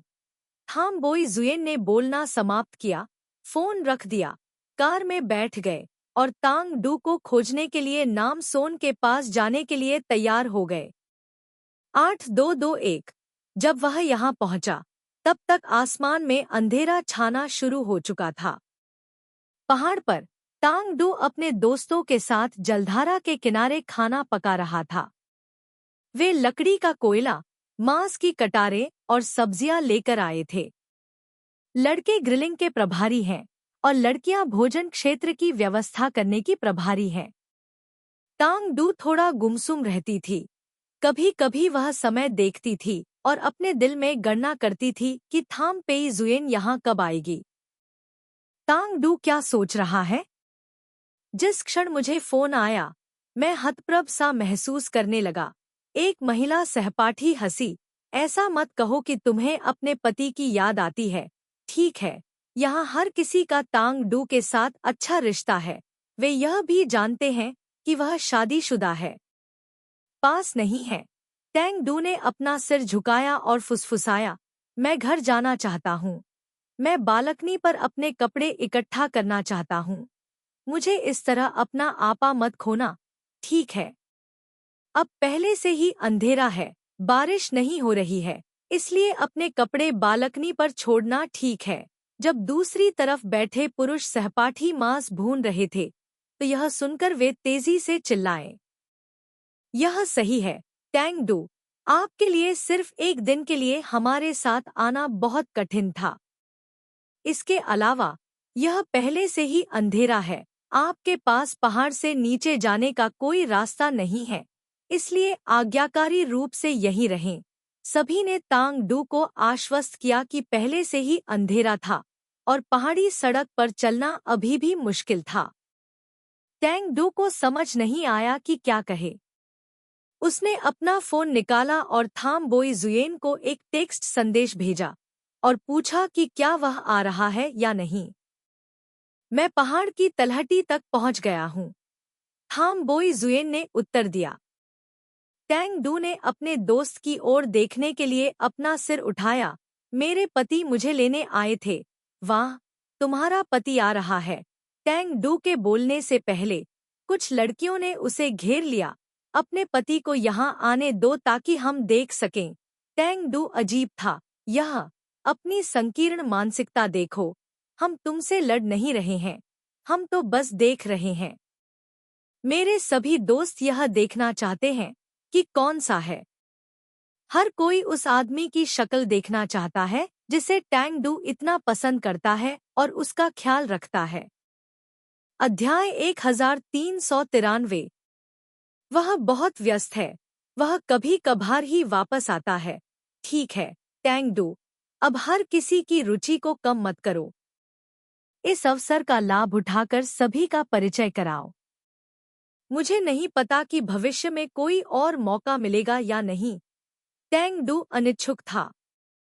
ये सभी सहपाठी थे जो उसके बहुत करीबी थे। अगर उन्होंने दृढ़ता से मना कर दिया तो यह बहुत अच्छा नहीं होगा। टैंग डू ने थाम बोई जुएन को एक टेक्स्ट संदेश भेजा, क्या आप यहाँ आ सकते हैं? मेरा सहपाठी तुमसे मिलना चाहता है। फिर उसने एक और वाक्य जोड़ा, अगर तुम्हें यह पसंद नहीं है तो मैं मना कर दूं। एक क्षण बाद थाम बोई जुएन ने कहा, मुझे ऊपर जाने दो, वे सभी टैंग डू के सहपाठी हैं। यदि वह इनकार करता है तो इससे टैंग डू और सभी के बीच संबंध प्रभावित होंगे। टैंग डू मुस्कुराया, मुझे तुम्हें लेने जाने दो, कोई जरूरत नहीं। अंधेरी पहाड़ी सड़क पर चलना आसान नहीं है। मैं वहाँ एक बार जा चुका हूँ। मुझे रास्ता पता है। चलिए मैं आपको लेने जाता हूँ। टैंग डू ने फोन रख दिया और खड़े होकर कहा, मैं उसे लेने जाऊंगा। उसे रास्ता नहीं पता। मैं तुम्हारे साथ चलूंगा। एक और महिला सहपाठी खड़ी हो गई। दो लोग मिलकर एक व्यक्ति से बेहतर थे। तांग डू ने कहा, ठीक है। दूसरी सहेली ने टॉर्च पकड़ी। उसने और तांग डू ने एक दूसरे का हाथ पकड़ा और पहाड़ से नीचे चले गए और पीछे रह गए दोस्तों से कहा, दोस्तों, रुको। हमारे वापस आने तक प्रतीक्षा करो और यह हो जाएगा। तुम दोनों सावधान रहो। रात में सड़क बहुत खतरनाक है। एक अन्य मित्र ने सलाह दी। हम जानते हैं, दूसरी महिला सहपाठी ने कहा। पहाड़ पर चढ़ना आसान है, पहाड़ से नीचे जाना कठिन है और रात में केवल टॉर्च की धीमी रोशनी पर निर्भर होकर जाना बहुत सुरक्षित नहीं है। दोनों लड़कियां बहुत धीरे धीरे चलीं और उन्हें प्रकाश तक पहुंचने में लगभग आधा घंटा लग गया। दूसरी लड़की ने कहा, क्या वह प्रकाश तुम्हारा पति है? केवल बहुत हल्की रोशनी और हलचल दिखाई दे रही थी। अब कोई भी पहाड़ पर नहीं जा रहा था। यह जरूर थाम बोई जुएन रहा होगा। टैंग डू ने उत्तर दिया, हो सकता है। टैंग डू के सहपाठी ने टॉर्च घुमाई। टैंग डू यहाँ है। उन दोनों को अपनी दिशा में प्रकाश चमकता हुआ महसूस हुआ। दूसरी सहेली ने उत्साह से कहा, ऐसा लगता है जैसे यह सचमुच तुम्हारा पति है। थाम बोई जुएन ने दोनों को आगे न बढ़ने के लिए कहा। उन्होंने कहा कि पहाड़ी सड़क फिसलन भरी थी और उस पर चलना आसान नहीं था।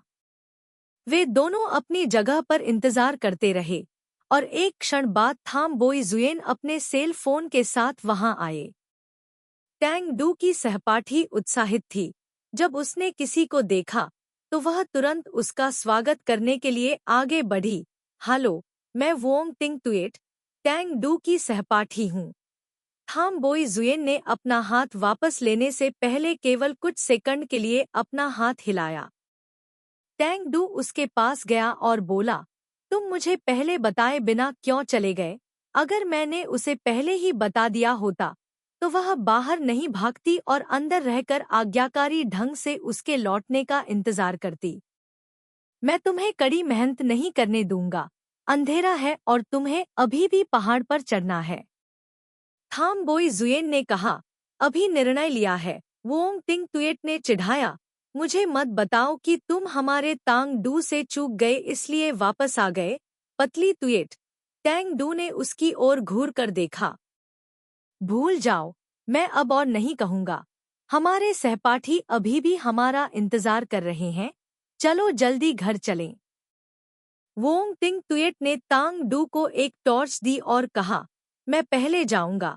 आप मेरे लिए इसे जला सकते हैं। तांग डू ने सिर हिलाया। वह और थाम बोई जुएन टॉर्च पकड़े हुए पीछे पीछे चल रहे थे। वोंग टिंग तुएट ने पीछे मुड़कर मुस्कुराते हुए कहा, आप दोनों जो चाहे कह सकते हैं। मैं बहरा हूँ। मैं कुछ भी नहीं सुन सकता। 8230। वोंग टिंग तुएट, तुम इतने बुरे क्यों हो? हाँ हाँ। रास्ते में तांग डू और थाम बोई जुएन ने एक दूसरे से बात नहीं की, बल्कि केवल हाथ पकड़े रहे। अध्याय 1394। जब सहपाठियों ने शोर सुना तो उन सभी ने अपना सिर इस ओर कर लिया। 8221। तांग डू, छात्र आते हैं। टैंग डू ने थाम बोई जुएन का हाथ कसकर पकड़ लिया और उससे फुसफुसाया, मेरा सहपाठी काफी उत्साही है, शायद तुम्हें इसकी आदत नहीं होगी। थाम बोई जुएन ने उत्तर के रूप में उसका हाथ कसकर पकड़ लिया। यह केवल कुछ छात्र थे, वह इसे संभाल सकता था। थाम पेई जुएन बहुत लंबा है और तांग डू के सहपाठियों में सबसे अलग दिखता है। टैंग डू ने थाम बोई जुएन का परिचय अपने दोस्तों से कराया। यह तुम्हारा पति है। इससे पहले कि वह बोलना समाप्त करती, कुछ सहपाठियों ने उसे रोक दिया। उन्होंने थाम बोई जुएन को आगे पीछे देखा और फिर कुछ बार टीएसके टीएसिस्ट किया। कोई आश्चर्य नहीं, कि टैंग डू ने अभी तक स्नातक भी नहीं किया है, इसलिए वह शादी करने की जल्दी में है। उसे डर है कि अगर बहुत देर हो गई तो वह इसे खो देगा। मैं उससे शादी करने की जल्दी में था। मुझे डर था कि अगर देर हो गई तो मैं उससे शादी नहीं कर पाऊंगा, थाम बोई जुएन ने कहा। जब मेरे सहपाठियों ने यह सुना तो वे चिल्ला पड़े। टैंग डू मुस्कुराया और उसकी ओर देखने के लिए अपना सिर उठाया। किसी और वजह से नहीं, बल्कि इसलिए क्योंकि जब तांग डू ने थाम बोई जुएन से ये शब्द सुने तो उसे बहुत गर्मजोशी और बहुत खुशी महसूस हुई। ऐसे मत बनो दोस्तों। टैंग डू मुस्कुराया और उस लड़की की ओर इशारा किया जिसने अभी अभी बात की थी। उसने थाम बोई जुएन से कहा, यह मेरा रूममेट है, उसका नाम ट्रान नाम है। नमस्ते। थाम बोई जुएन ने अभिवादन किया। इसके बाद टैंग डू ने एक एक करके अपने सहपाठियों को थाम पेई जुएन से मिलवाया और अंत में उन्होंने कहा, टांग डू की देखभाल करने के लिए आप सभी को धन्यवाद। सभी ने कहा, हम सभी सहपाठी और मित्र हैं। इसके अलावा हम ज्यादा देखभाल नहीं करते हैं। ली ए नाम के एक पुरुष सहपाठी ने कहा, चलो वहां चलते हैं, वहां बारबेक्यू है। परिचय के बाद सभी लोग वहां गए। सभी के आगे बढ़ने का इंतजार करते हुए टांग डू जानबूझकर पीछे चला गया और थाम बोई जुएन से फुसफुसाया, क्या तुम्हें शर्म आती है? टांग डू को पता था कि थाम पेई जुएन एक शोरगुल वाला व्यक्ति नहीं था और उसके सहपाठी बेहद शोरगुल वाले थे। उसे डर था कि थाम पेई जुएन यहाँ स्वाभाविक महसूस नहीं करेगी। यह जानते हुए टैंग डू पहले से ही घर पर टीवी देख रहा था। अरे, क्या तुम दोनों कुछ फुसफुसा रहे हो? जल्दी से इधर आओ। अगर तुम्हारे पास कुछ है तो घर जाकर कह दो, यहाँ सिर्फ अकेले लोग हैं। टैंग डू और थाम बोई जुएन आगे बढ़े। सभी ने उनके लिए जगह बनाई। ट्रे पर पके हुए सामान हैं, जिन्हें अभी अभी पकाया गया है। थाम बोई जुएन सबसे बुजुर्ग हैं और जब वे छात्र थे तभी उन्होंने इस दुनिया में प्रवेश किया, इसलिए सभी लोग उन्हें बहुत विनम्रता से थाम कहते थे।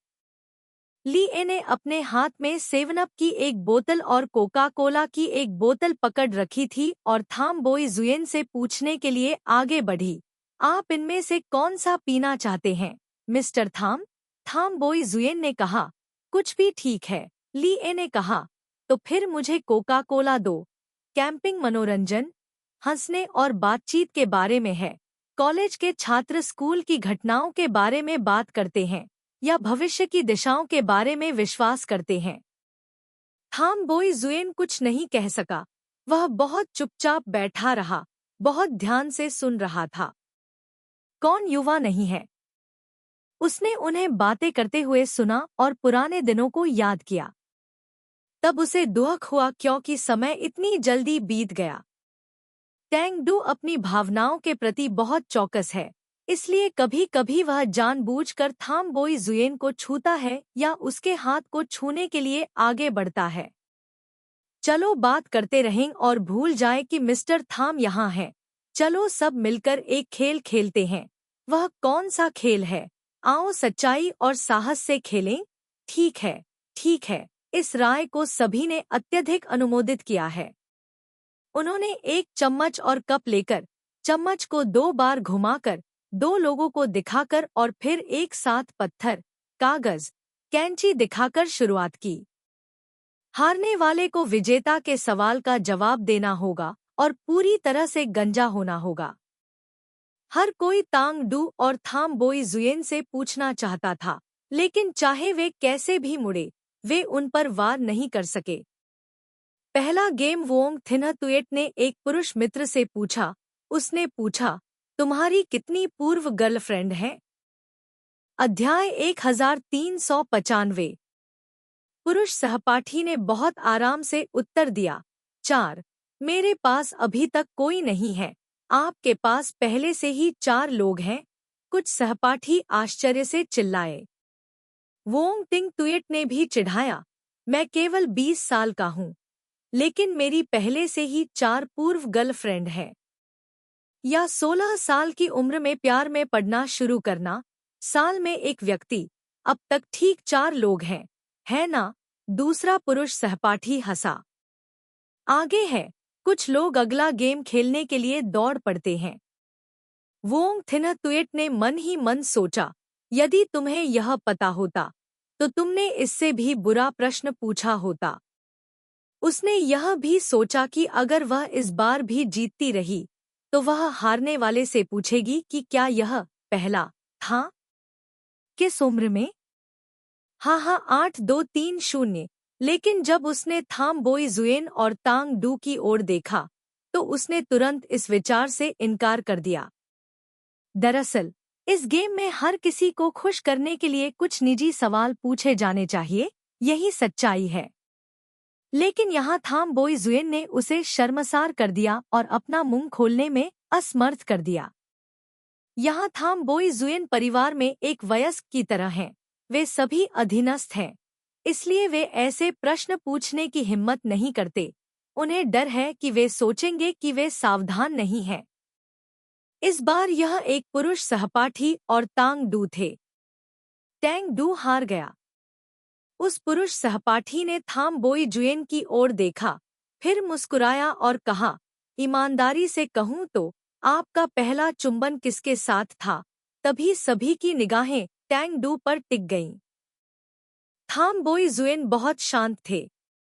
टैंग डू को पता था कि लोग इस तरह का सवाल पूछेंगे। उसने थाम बोई जुएन की ओर देखा और मुस्कुराई, मेरे पति। अरे, हर कोई बहुत निराश था, यह सोचकर कि उन्हें पता चलेगा कि क्या हो रहा था। यह 5वें गेम तक नहीं था जब थाम बोई जुएन ने बाजी मारी। कई सहपाठी बेहद उत्साहित थे, उम्मीद कर रहे थे कि थाम बोई जुएन हार जाएंगे ताकि वे पूछ सकें। इस बार यह लिए था। वह हंसा और कहा, भाई थाम, कृपया मुझे क्षमा करें। थाम बोई जुएन ने कहा, आप नहीं जानते कि कैसे खेलना है, या क्या आपको हार मान लेनी चाहिए? ठीक है, हार स्वीकार करो और हमारे सवालों का जवाब दो। यदि आप हार स्वीकार करते हैं तो भी आपको जवाब देना होगा।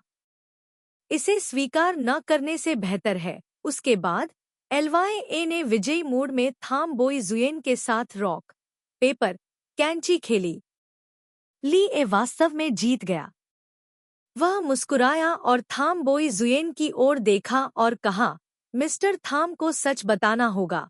थाम बोई जुएन ने सिर हिलाया, आगे बढ़ो और पूछो। सहपाठियों ने ली ए को एक योजना देनी शुरू की, एक तुम्हारे लिए, एक मेरे लिए। उससे पूछें कि जब उसने अपना पहला चुंबन लिया था तब उसकी उम्र कितनी थी। नहीं, सोने से पहले उससे पूछो कि वह किसे याद करता है। मैंने पूछा कि जब मैं बिस्तर पर जाता हूँ तो क्या मेरे मुंह में पानी आ जाता है। उससे पूछें कि क्या उसने अपने पैर में हुक लगाया है। ली ए ने अपना सिर हिलाया, नहीं, इसके बारे में सोचते रहो। थाम बोई जुएन असहाय थे, ये लड़के और लड़कियां बहुत शरारती थे। मैंने एक के बारे में सोचा। अचानक वोंग थिनहतुएट चिल्लाया। उसका प्रश्न सुनने की इच्छा से सभी ने अपना सिर इकट्ठा कर लिया। 8-2-2-1, 8-2-2-0, जल्दी बोलो, संकोच मत करो, एक सहपाठी ने अधीरता से कहा। वोंग थिनहतुएट ने मुस्कुराते हुए कहा, यदि नहीं तो उनसे पूछे कि वे कब शादी करेंगे। 8-2-3-0, 8-2-3-0, अब आप लोगों के साथ नहीं खेलूंगा। मेरे पति गाड़ी चलाते चलाते बहुत थक गए हैं, उनके पास आप लोगों के साथ खेलने का समय नहीं है। टैंग डू ने थाम बोई जुएन का हाथ खींच लिया। वहां बैठे अपने सहपाठियों को घूरते हुए कहते हुए, टांग डू, तुम इतने संकीर्ण विचारों वाले क्यों हो? अध्याय 1396। टांग डू ने कोई ध्यान नहीं दिया और थाम पेई जुएन को धारा की ओर खींच लिया। आज चांद बहुत ऊंचा और बहुत चमकीला है। यदि आप शहर में होते तो यहाँ की तरह आकाश में चांद को देखना कठिन होता। जलधारा के बगल की चट्टान पानी से बहुत साफ और चमकदार हो गई है। टैंग डू ने थाम बोई जुएन को नीचे खींच लिया और उसका सिर उसके कंधे पर रख दिया।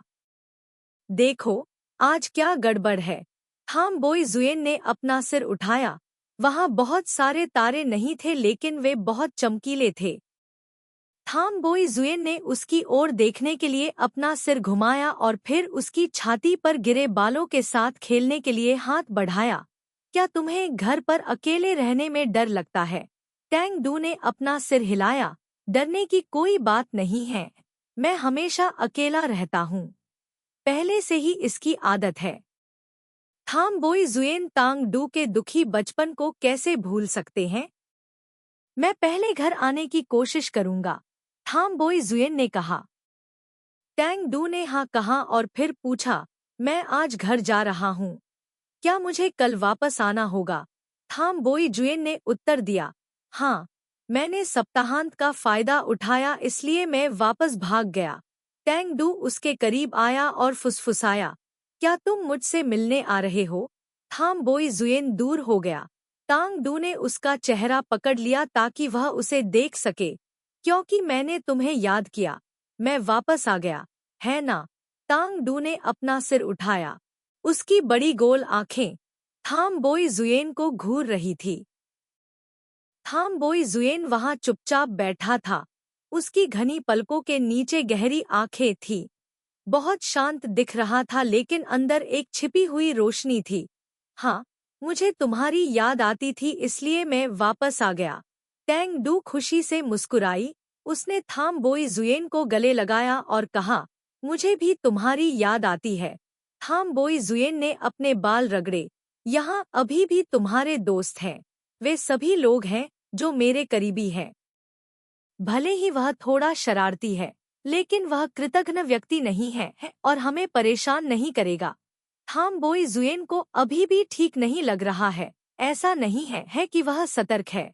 उसे बस यह लगता है कि वह उनसे बहुत बड़ा है और ऐसी स्थिति में टांग डू के साथ बहुत अधिक घनिष्ठ होना ठीक नहीं है। हालांकि यहाँ बहुत अंधेरा है। टैंग डू मुस्कुराया। यह वास्तव में थाम बोई जुएन है।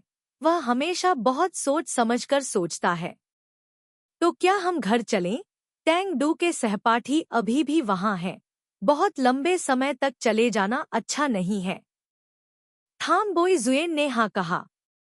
दोनों के लौटने के बाद हर कोई तंबू में चला गया और सक्रिय रूप से तंबू को टांग डू के तंबू से दूर ले गया। ये सहपाठी बहुत प्यारे हैं, थाम बोई जुएन ने कहा।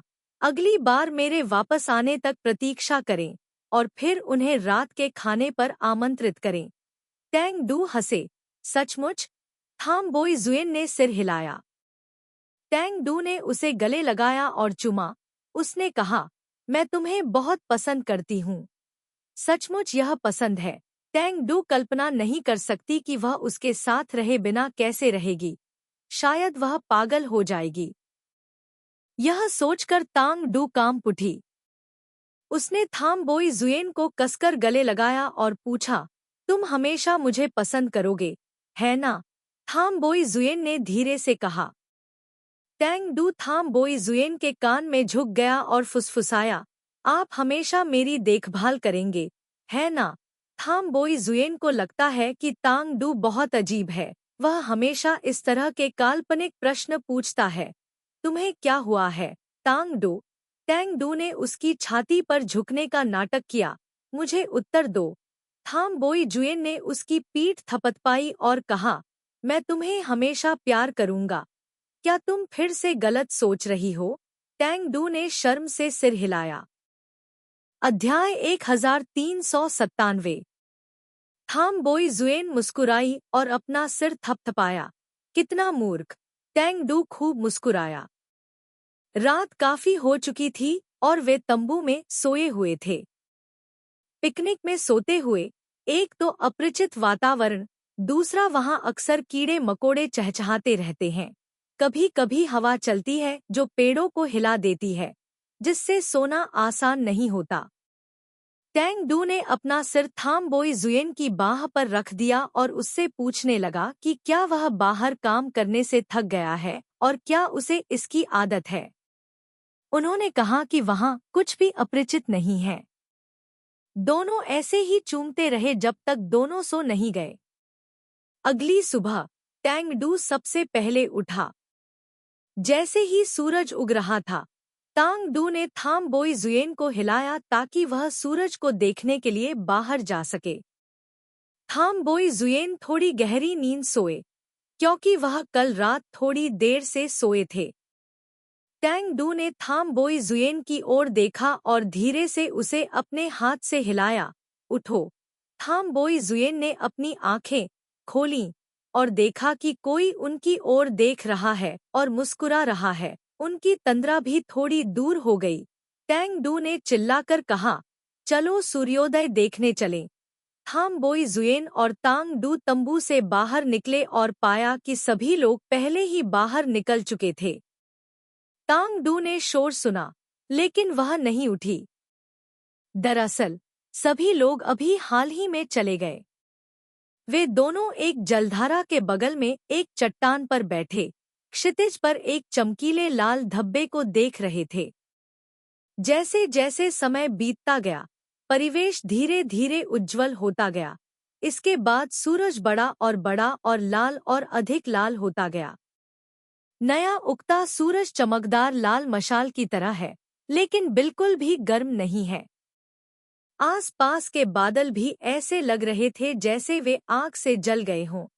नारंगी लाल, बहुत राजसी लग रहे थे।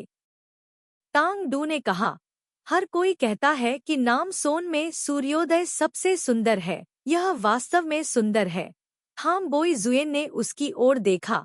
सूर्योदय हमेशा बहुत सुंदर होता था।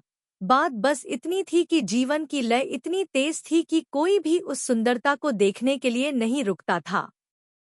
सूर्योदय देखने के बाद उन दोनों ने तंबू पैक किया और पहाड़ से नीचे चले गए। 8221। हालांकि सूर्योदय सुंदर है, लेकिन पहाड़ पर ऊपर नीचे जाना बेहद थका देने वाला होता है। यदि आपने नाश्ता नहीं किया है, तो आप और भी अधिक थके हुए होंगे। उन दोनों ने अपना सामान डिक्की में रखा और कार में बैठ गए। सुबह सुबह आसपास का क्षेत्र बेहद शांत था, मानो कोई वहां से नहीं गुजरा हो। दो लोगों की कार शहर में चली गई। थाम बोई जुएन ने तांग डू से पूछा कि क्या वह कुछ खाना चाहती है। उसने कहा कि वह पहले घर जाना चाहती है। वे दोनों एक तंबू में सोते थे, इसलिए उन्हें कपड़े बदलने की जरूरत नहीं थी। अब वे बहुत असहज महसूस करते हैं और वह घर जाकर स्नान करना चाहती हैं। जाना। थाम बोई जुएन ने गाड़ी चलाना जारी रखा। कार बेसमेंट पार्किंग में रुकी। थाम बोई जुएन ने कपड़े का तंबू पकड़ रखा था, जबकि तांग डू ने केतली पकड़ रखी थी। वे दोनों ऊपर चले गए, एक सामने और दूसरा पीछे। थाम बोई जुएन ने अपना सामान दूर रख दिया, जबकि तांग डू लिविंग रूम में खड़ी होकर उसे देख रही थी। वह कुछ सोच रही थी, फिर शर्म से मुस्कुराई, फिर घूम गई और स्नान करने के लिए बाथरूम में चली गई। जब थाम बोई जुएन ने अपना सामान हटा दिया, तो उसे तांग डू कहीं भी दिखाई नहीं दिया, केवल पानी के तेज बहाव की आवाज सुनाई दी। वह जानता था कि तांग डू स्नान करने जा रहा है, इसलिए वह घूम गया और कमरे से बाहर चला गया। थाम बोई जुएन को चावल पकाना नहीं आता था, इसलिए वह इसे खरीदने के लिए बाहर गया। वह लंबे समय से यहाँ है, इसलिए वह जानता है कि कौन से रेस्तरां अच्छे हैं। टैंग डू ने खुद को साफ करने के लिए अपनी सबसे तेज गति का इस्तेमाल किया, अपने कपड़े बदले और अपनी स्थिति को समायोजित किया। फिर किसने सोचा होगा कि लिविंग रूम में कोई नहीं था। वह घूमकर शयन कक्ष में चली गई और वहां कोई नहीं था। कंबल अभी भी करीने से मुड़े हुए थे, ऐसा लग रहा था जैसे उसने उन्हें छुआ ही नहीं हो। थाम बोई जुएन कहाँ गए? टैंग डू ने फोन खोजा और थाम बोई जुएन को बुलाने की तैयारी की। तभी दरवाजा खुला। टैंग डू ने फोन रख दिया और बाहर चला गया जब उसने थाम बोई जुएन को घर में नाश्ता ले जाते देखा। उसने खाना मेज पर रखा और कहा, चलो नाश्ता करते हैं। थाम बोई जुएन ले जाया गया खाना मेज पर रखता है। टैंग डू आगे बढ़ा लेकिन तुरंत खाना खाने के लिए नहीं बैठा, बल्कि पीछे चला गया और थाम बोई जुएन को गले लगा लिया। थाम बोई जुएन ने उसकी ओर देखा। आओ नाश्ता करें। टैंग डू ने अपना सिर हिलाया और उसकी ओर देखकर आंख मारी। मुझे भूख नहीं है, टैंग डू ने कहा। फिर अपना स्नान वस्त्र उतार दिया और उसे अपने शरीर से चिपका लिया। अध्याय 1398। तांग दू, मैं तैयार हूँ। थाम बोई जुएन ने अपनी बात खत्म नहीं की थी कि तांग डू ने बीच में ही बोल दिया। उसने थाम बोई जुएन को घूर कर देखा। थाम बोई जुएन ने मुड़कर तांग डू की ओर देखा। टैंग डू शर्म से शर्मा गई। उसने अपने होंठ काटे लेकिन कभी टाली नहीं। उसकी आंखें नमी से भर गईं। थाम बोई जुएन ने स्नान वस्त्र पहनने के लिए तांग डू की ओर हाथ बढ़ाया, लेकिन तांग डू पंजों के बल खड़ा हो गया, अपनी चाची को गले लगाया और उसके होठों को चूम लिया।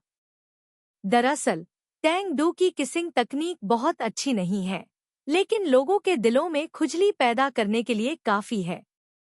थाम बोई जुएन का शरीर अकड़ गया, लेकिन उसने कोई हरकत नहीं की। टैंग डू ने फुसफुसाकर कहा, तुम मुझे नहीं चाहते, पास नहीं है। थाम बोई जुएन ने तुरंत इनकार कर दिया। उसकी आवाज कर्कश थी और उसे नियंत्रित करना मुश्किल था। तो आप। अचानक थाम बोई जुएन ने तांग डू को गले लगाया और उसके माथे को चूमने के लिए अपना सिर झुकाया। क्या आप तैयार हैं? तांग डू ने उसकी बाहों में लेटे हुए उत्तर दिया। हाँ। थाम बोई जुएन ने उसे उठाया और कमरे की ओर चल दिया। टैंग डू ने थाम बोई जुएन की गर्दन पकड़ रखी थी। उसकी सांसें एक दूसरे से मिल रही थी और रुक रुक कर चल रही थी। बहुत जल्दी दरवाजा बंद कर दिया गया, जिससे सभी दृश्य अवरुद्ध हो गए, जिससे लोग शर्मा गए। मेज पर नाश्ता काफी देर से ठंडा पड़ा है और कमरे में मौजूद व्यक्ति अभी तक बाहर नहीं आया है। दोपहर तक थाम बोई जुएन बिस्तर पर बैठे थे। उनके शरीर का ऊपरी भाग नंगा था, जिससे उनकी सुडौल छाती की मांसपेशियां दिख रही थी। थाम बोई जुएन ने तांग डू की ओर देखा, जो इतना थका हुआ था कि सो गया था। उसके लंबे काले बाल उसके सिर तकिए पर खुले हुए थे, कुछ लटें उसके चेहरे पर थीं। थाम बोई जुएन ने टैंग डू के बालों को ब्रश करने के लिए हाथ बढ़ाया। उसे थोड़ी खुजली महसूस हुई, इसलिए वह थोड़ा घूम गई और वापस सो गई। थाम बोई जुएन ने अपना हाथ हटा लिया। उसकी आंखें लापरवाही से कंबल के कोने पर टिक गईं। कंबल के कोने के नीचे एक सूखा हुआ खून का धब्बा है, जो शुरू में चमकीला लाल था और अब गहरा लाल हो गया है, लेकिन अभी भी पहले जैसा ही खड़ा है। उस समय टैंग डू दर्द से करा उठा, लेकिन फिर भी उसने बिना कोई आवाज किए अपने होठों को काटने की कोशिश की, जैसे कि वह नजर अभी भी उसके सामने मौजूद थी। थाम बोई जुएन ने पलकें झपकाईं। अभी जो घटनाएं घटीं, वे उसके सामने चल रही एक धीमी गति वाली फिल्म की तरह थी। थाम बोई जुएन ने एक पल के लिए तांग डू को देखा और फिर उठ खड़े हुए।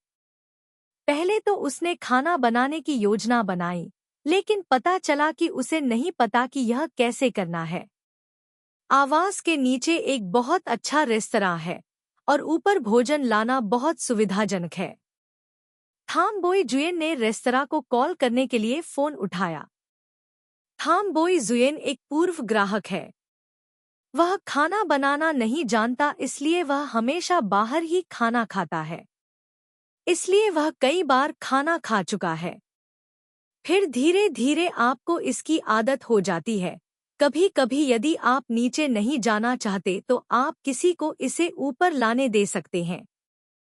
थाम बोई जुएन ने कुछ स्वादिष्ट व्यंजन ऑर्डर किए, जिन्हें मैंने आजमाया।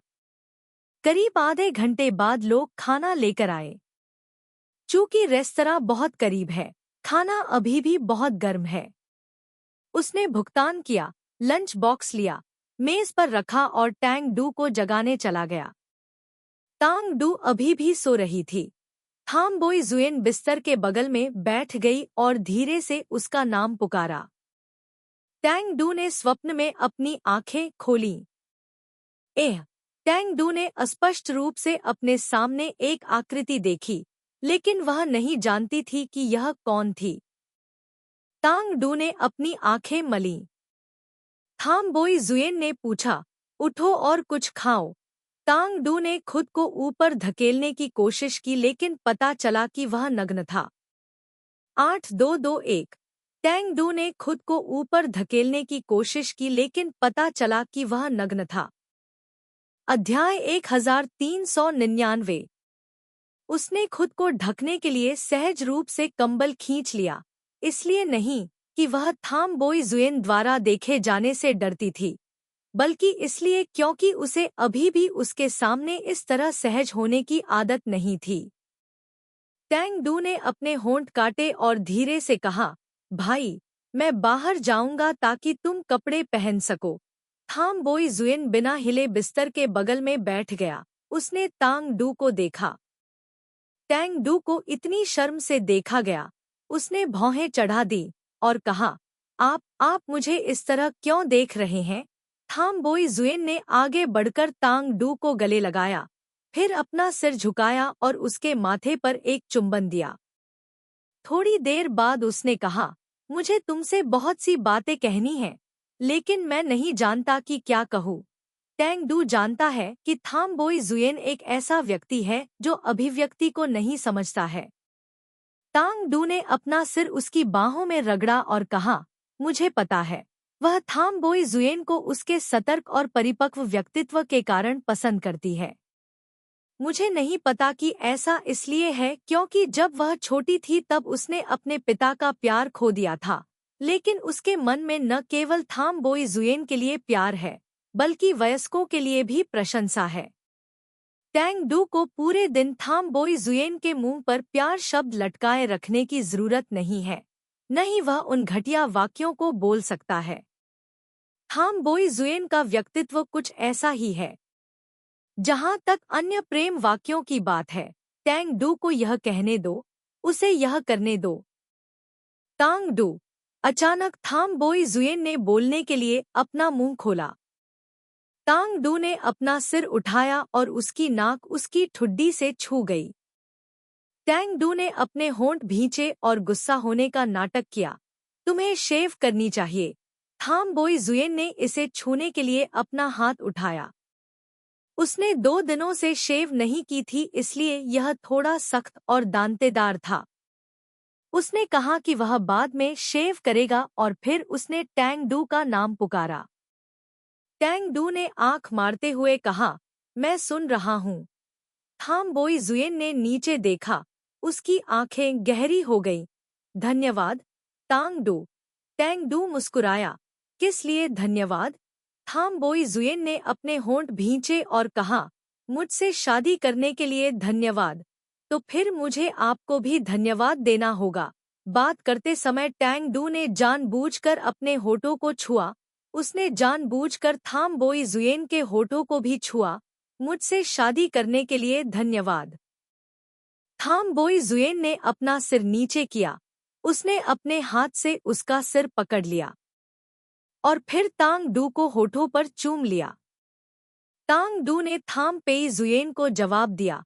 उसने अपनी बाहें उसकी गर्दन के चारों ओर लपेट दी।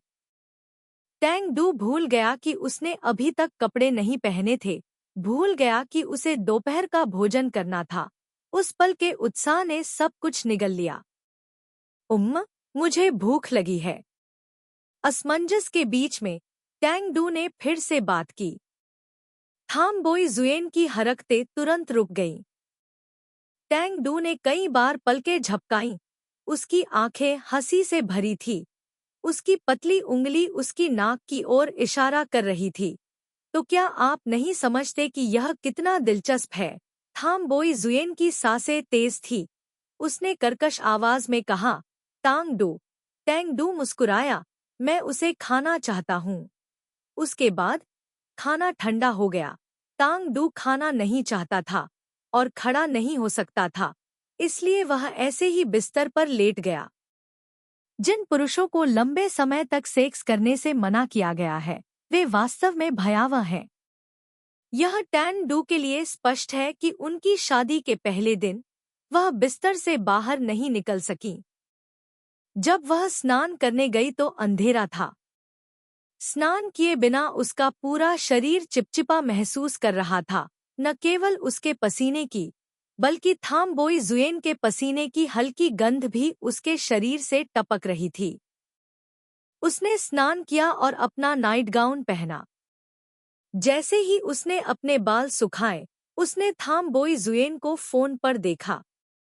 वह धीरे से सोफे पर चली गई और अपने गीले बाल सुखाती रही। थाम बोई जुएन ने अपने सहकर्मी को नौकरी बदलने के लिए कहा। कुछ मिनटों के बाद उसने फोन रख दिया। तांग डू की ओर देखा जो हाथ में एक तौलिया पकड़े हुए थी। मैं इसे तुम्हारे लिए साफ कर दूंगा। टैंग डू ने इसका बहुत आनंद लिया। वह उसकी गोद में अपना सिर रखकर लेट गया और थाम बोई जुएन को अपने बाल सुखाने दिया। थाम बोई जुएन ने अपना सिर झुकाया, बहुत ध्यान से देखा। मुझे भूख लगी है, तांग डू ने कहा। थाम बोई जुएन ने उसकी ओर देखा। टैंग डू आश्चर्य से उठ बैठा। हरकत बहुत तेज थी। नीचे अभी भी कुछ असुविधा थी, कुछ तनाव और दर्द था। पहली बार समय बहुत लंबा था और उसका समय भी लंबा था, सिवाय उस दर्द के जब उसने पहली बार अंदर जाना शुरू किया। पीछे सभी लोग सहज थे, केवल अब मैं महसूस कर सकता हूँ कि वे उस समय कितने तीव्र थे। वह सचमुच भूखी थी, ऐसा नहीं कि वह उसे खाना चाहती थी। थाम बोई जुएन मुस्कुराए। मैं अब आपके साथ ऐसा नहीं करूँगा। राहत की सांस ली और कहने ही वाला था कि वह पकौड़ी खाना चाहता है, तभी उसने थाम लैग जुएन को यह कहते हुए सुना, पहले मुझे भरपेट खाने दो। अध्याय 1400। आपका क्या मतलब है? टैंग डू अभी भी समय पर प्रतिक्रिया नहीं दे सका। थाम बोई जुएन हमेशा बहुत गंभीर रहते हैं और प्यार के बारे में एक शब्द भी नहीं कहेंगे। क्या ऐसा हो सकता है? 8230। टैंग डू ने पलकें झपकाईं। मैं तुम्हारे लिए कुछ कपड़े लाने जाऊंगा। थाम बोई जुएन खड़े हुए और कमरे की ओर चले गए। टैंग डू ने उसकी पीठ की ओर देखा और मुस्कुराया। सोफे पर बैठकर इंतजार कर रहा था। उसके बाद मैं किसी के बाहर आने का इंतजार नहीं कर सका। टैंग डू को बहुत अजीब लगा। उसके सारे कपड़े उसी अलमारी में लटके हुए थे, बस उन्हें बाहर निकालना ही काफी था। इसे पाने में इतना समय क्यों नहीं लगा? शायद उसके लिए चयन। उसके पास न तो ज्यादा कपड़े हैं, न ही ज्यादा डिजाइन। वह सोफे से उठी, एक तौलिया उठाया और कमरे की ओर चली गई। जैसे ही उसकी नजर कमरे में गई, उसने थाम बोई जुएन को वहां खड़ा देखा। टैंग डू ने उसकी ओर देखा, जैसे उसने उसके आने पर ध्यान ही न दिया हो, इसलिए वह अपनी जगह पर खड़ा रहा। उसे अजीब लगा। उसने कमरे के चारों ओर देखा और कुछ भी नहीं देखा, इसलिए उसने उसे बुलाया। तुम्हें क्या हुआ? 8221। थाम बोई जुएन ने अपना सिर घुमाया और तांग डू को आते देखा। उसकी भौहें शांत नहीं हुईं, बल्कि वे और भी गहरी हो गईं। उसकी आंखों को देखकर अंदर अभी भी चिंता की झलक थी। तांग डू, ऐसा लगता है कि तुम भूल गए हो। टैंग डू को समझ नहीं आया। आप क्या भूल गए? थाम बोई जुएन ने अपने होंठ भींचे, फिर एक क्षण बाद कहा, अगर मैं गर्भवती हो जाऊं तो मुझे क्या करना चाहिए? इस बार टैंग डू समझ गया कि उसका मतलब क्या था। उसने तुरंत कमरे में इधर उधर नजर दौड़ाई, लेकिन उसे कंडोम नहीं दिखा। पिछली बार थाम बोई जुएन ने इसे खरीदा था, लेकिन इस बार उन्होंने इसका उपयोग नहीं किया। नहीं, उन्होंने इसे दिन में कई बार बनाया लेकिन कभी इसका उपयोग नहीं किया। टैंग डू को लगा कि अगर वह गर्भवती है तो वह गर्भवती होगी और कोई समस्या नहीं थी। मैं तुम्हारे बच्चे को जन्म दूंगी। क्या तुम्हें बच्चे पसंद नहीं हैं? तांग डू ने उसे शांत किया। थाम बोई जुएन ने अपना सिर हिलाया। ऐसा नहीं है कि उसे बच्चे पसंद नहीं हैं। बात यह है कि तांग डू ने अभी तक स्नातक नहीं किया है, उसके बच्चे कैसे हो सकते हैं? सबसे पहले, हम कानूनी हैं। मैं वयस्क हूँ। मैं शादी करती हूँ। अपने पति के बच्चों को जन्म देती हूँ। और मेरे पति मेरी देखभाल कर सकते हैं, तो क्या नहीं हो सकता? तांग डू अपने लिए कपड़े ढूंढने गई। सुविधा और आराम के लिए उसने अपने लिए एक पोशाक ढूंढी। थाम बोई जुएन पास आए और कहा, मैं तुम्हारे लिए बाहर इंतजार करूंगा। तांग डू ने सिर हिलाया। टैंग डू के कपड़े बदलने के लिए एक क्षण रुके, फिर वे दोनों एक साथ बाहर निकलेंगे। थाम बोई जुएन को नहीं पता था कि रोमांटिक कैसे होना है। उसने तांग डू से पूछा कि वह क्या खाना चाहेगी, तो वह उसे वहां ले जाएगा। बिना सोचे समझे आज उसे किसी रोमांटिक जगह पर ले जाने का खास दिन है। टैंग डू ने भी यह जानते हुए भी ध्यान नहीं दिया कि थाम बोई जुएन का व्यक्तित्व ऐसा ही था। रात को खाना खाने के बाद वे टहलने निकले। मौसम अब गर्म नहीं रहा और ठंडा होने लगा है। टैंग डू ने उसका हाथ पकड़ लिया और जमीन पर उसकी परछाई पर पैर रख दिया। इस सड़क पर बहुत से लोग थे। कुछ बाहर जा रहे थे, कुछ खरीदारी कर रहे थे, और सड़क के किनारे सामान बेचने वाली दुकानें थी। सड़क पर फूल बेचने वाले होते हैं। वे उन्हें कागज में बांधकर गुच्छों में लपेटते हैं। फूलों की दुकानों की तरह नहीं, बल्कि रंगीन कागज में लपेटते हैं। सादा कागज जो घर की सजावट के लिए फूलों के गुलदस्ते जैसा दिखता है। फूलवाला सभी प्रकार के फूलों से लदे साइकिलों को चलाता है, जो इस साधारण वाहन को सुंदर बनाता है।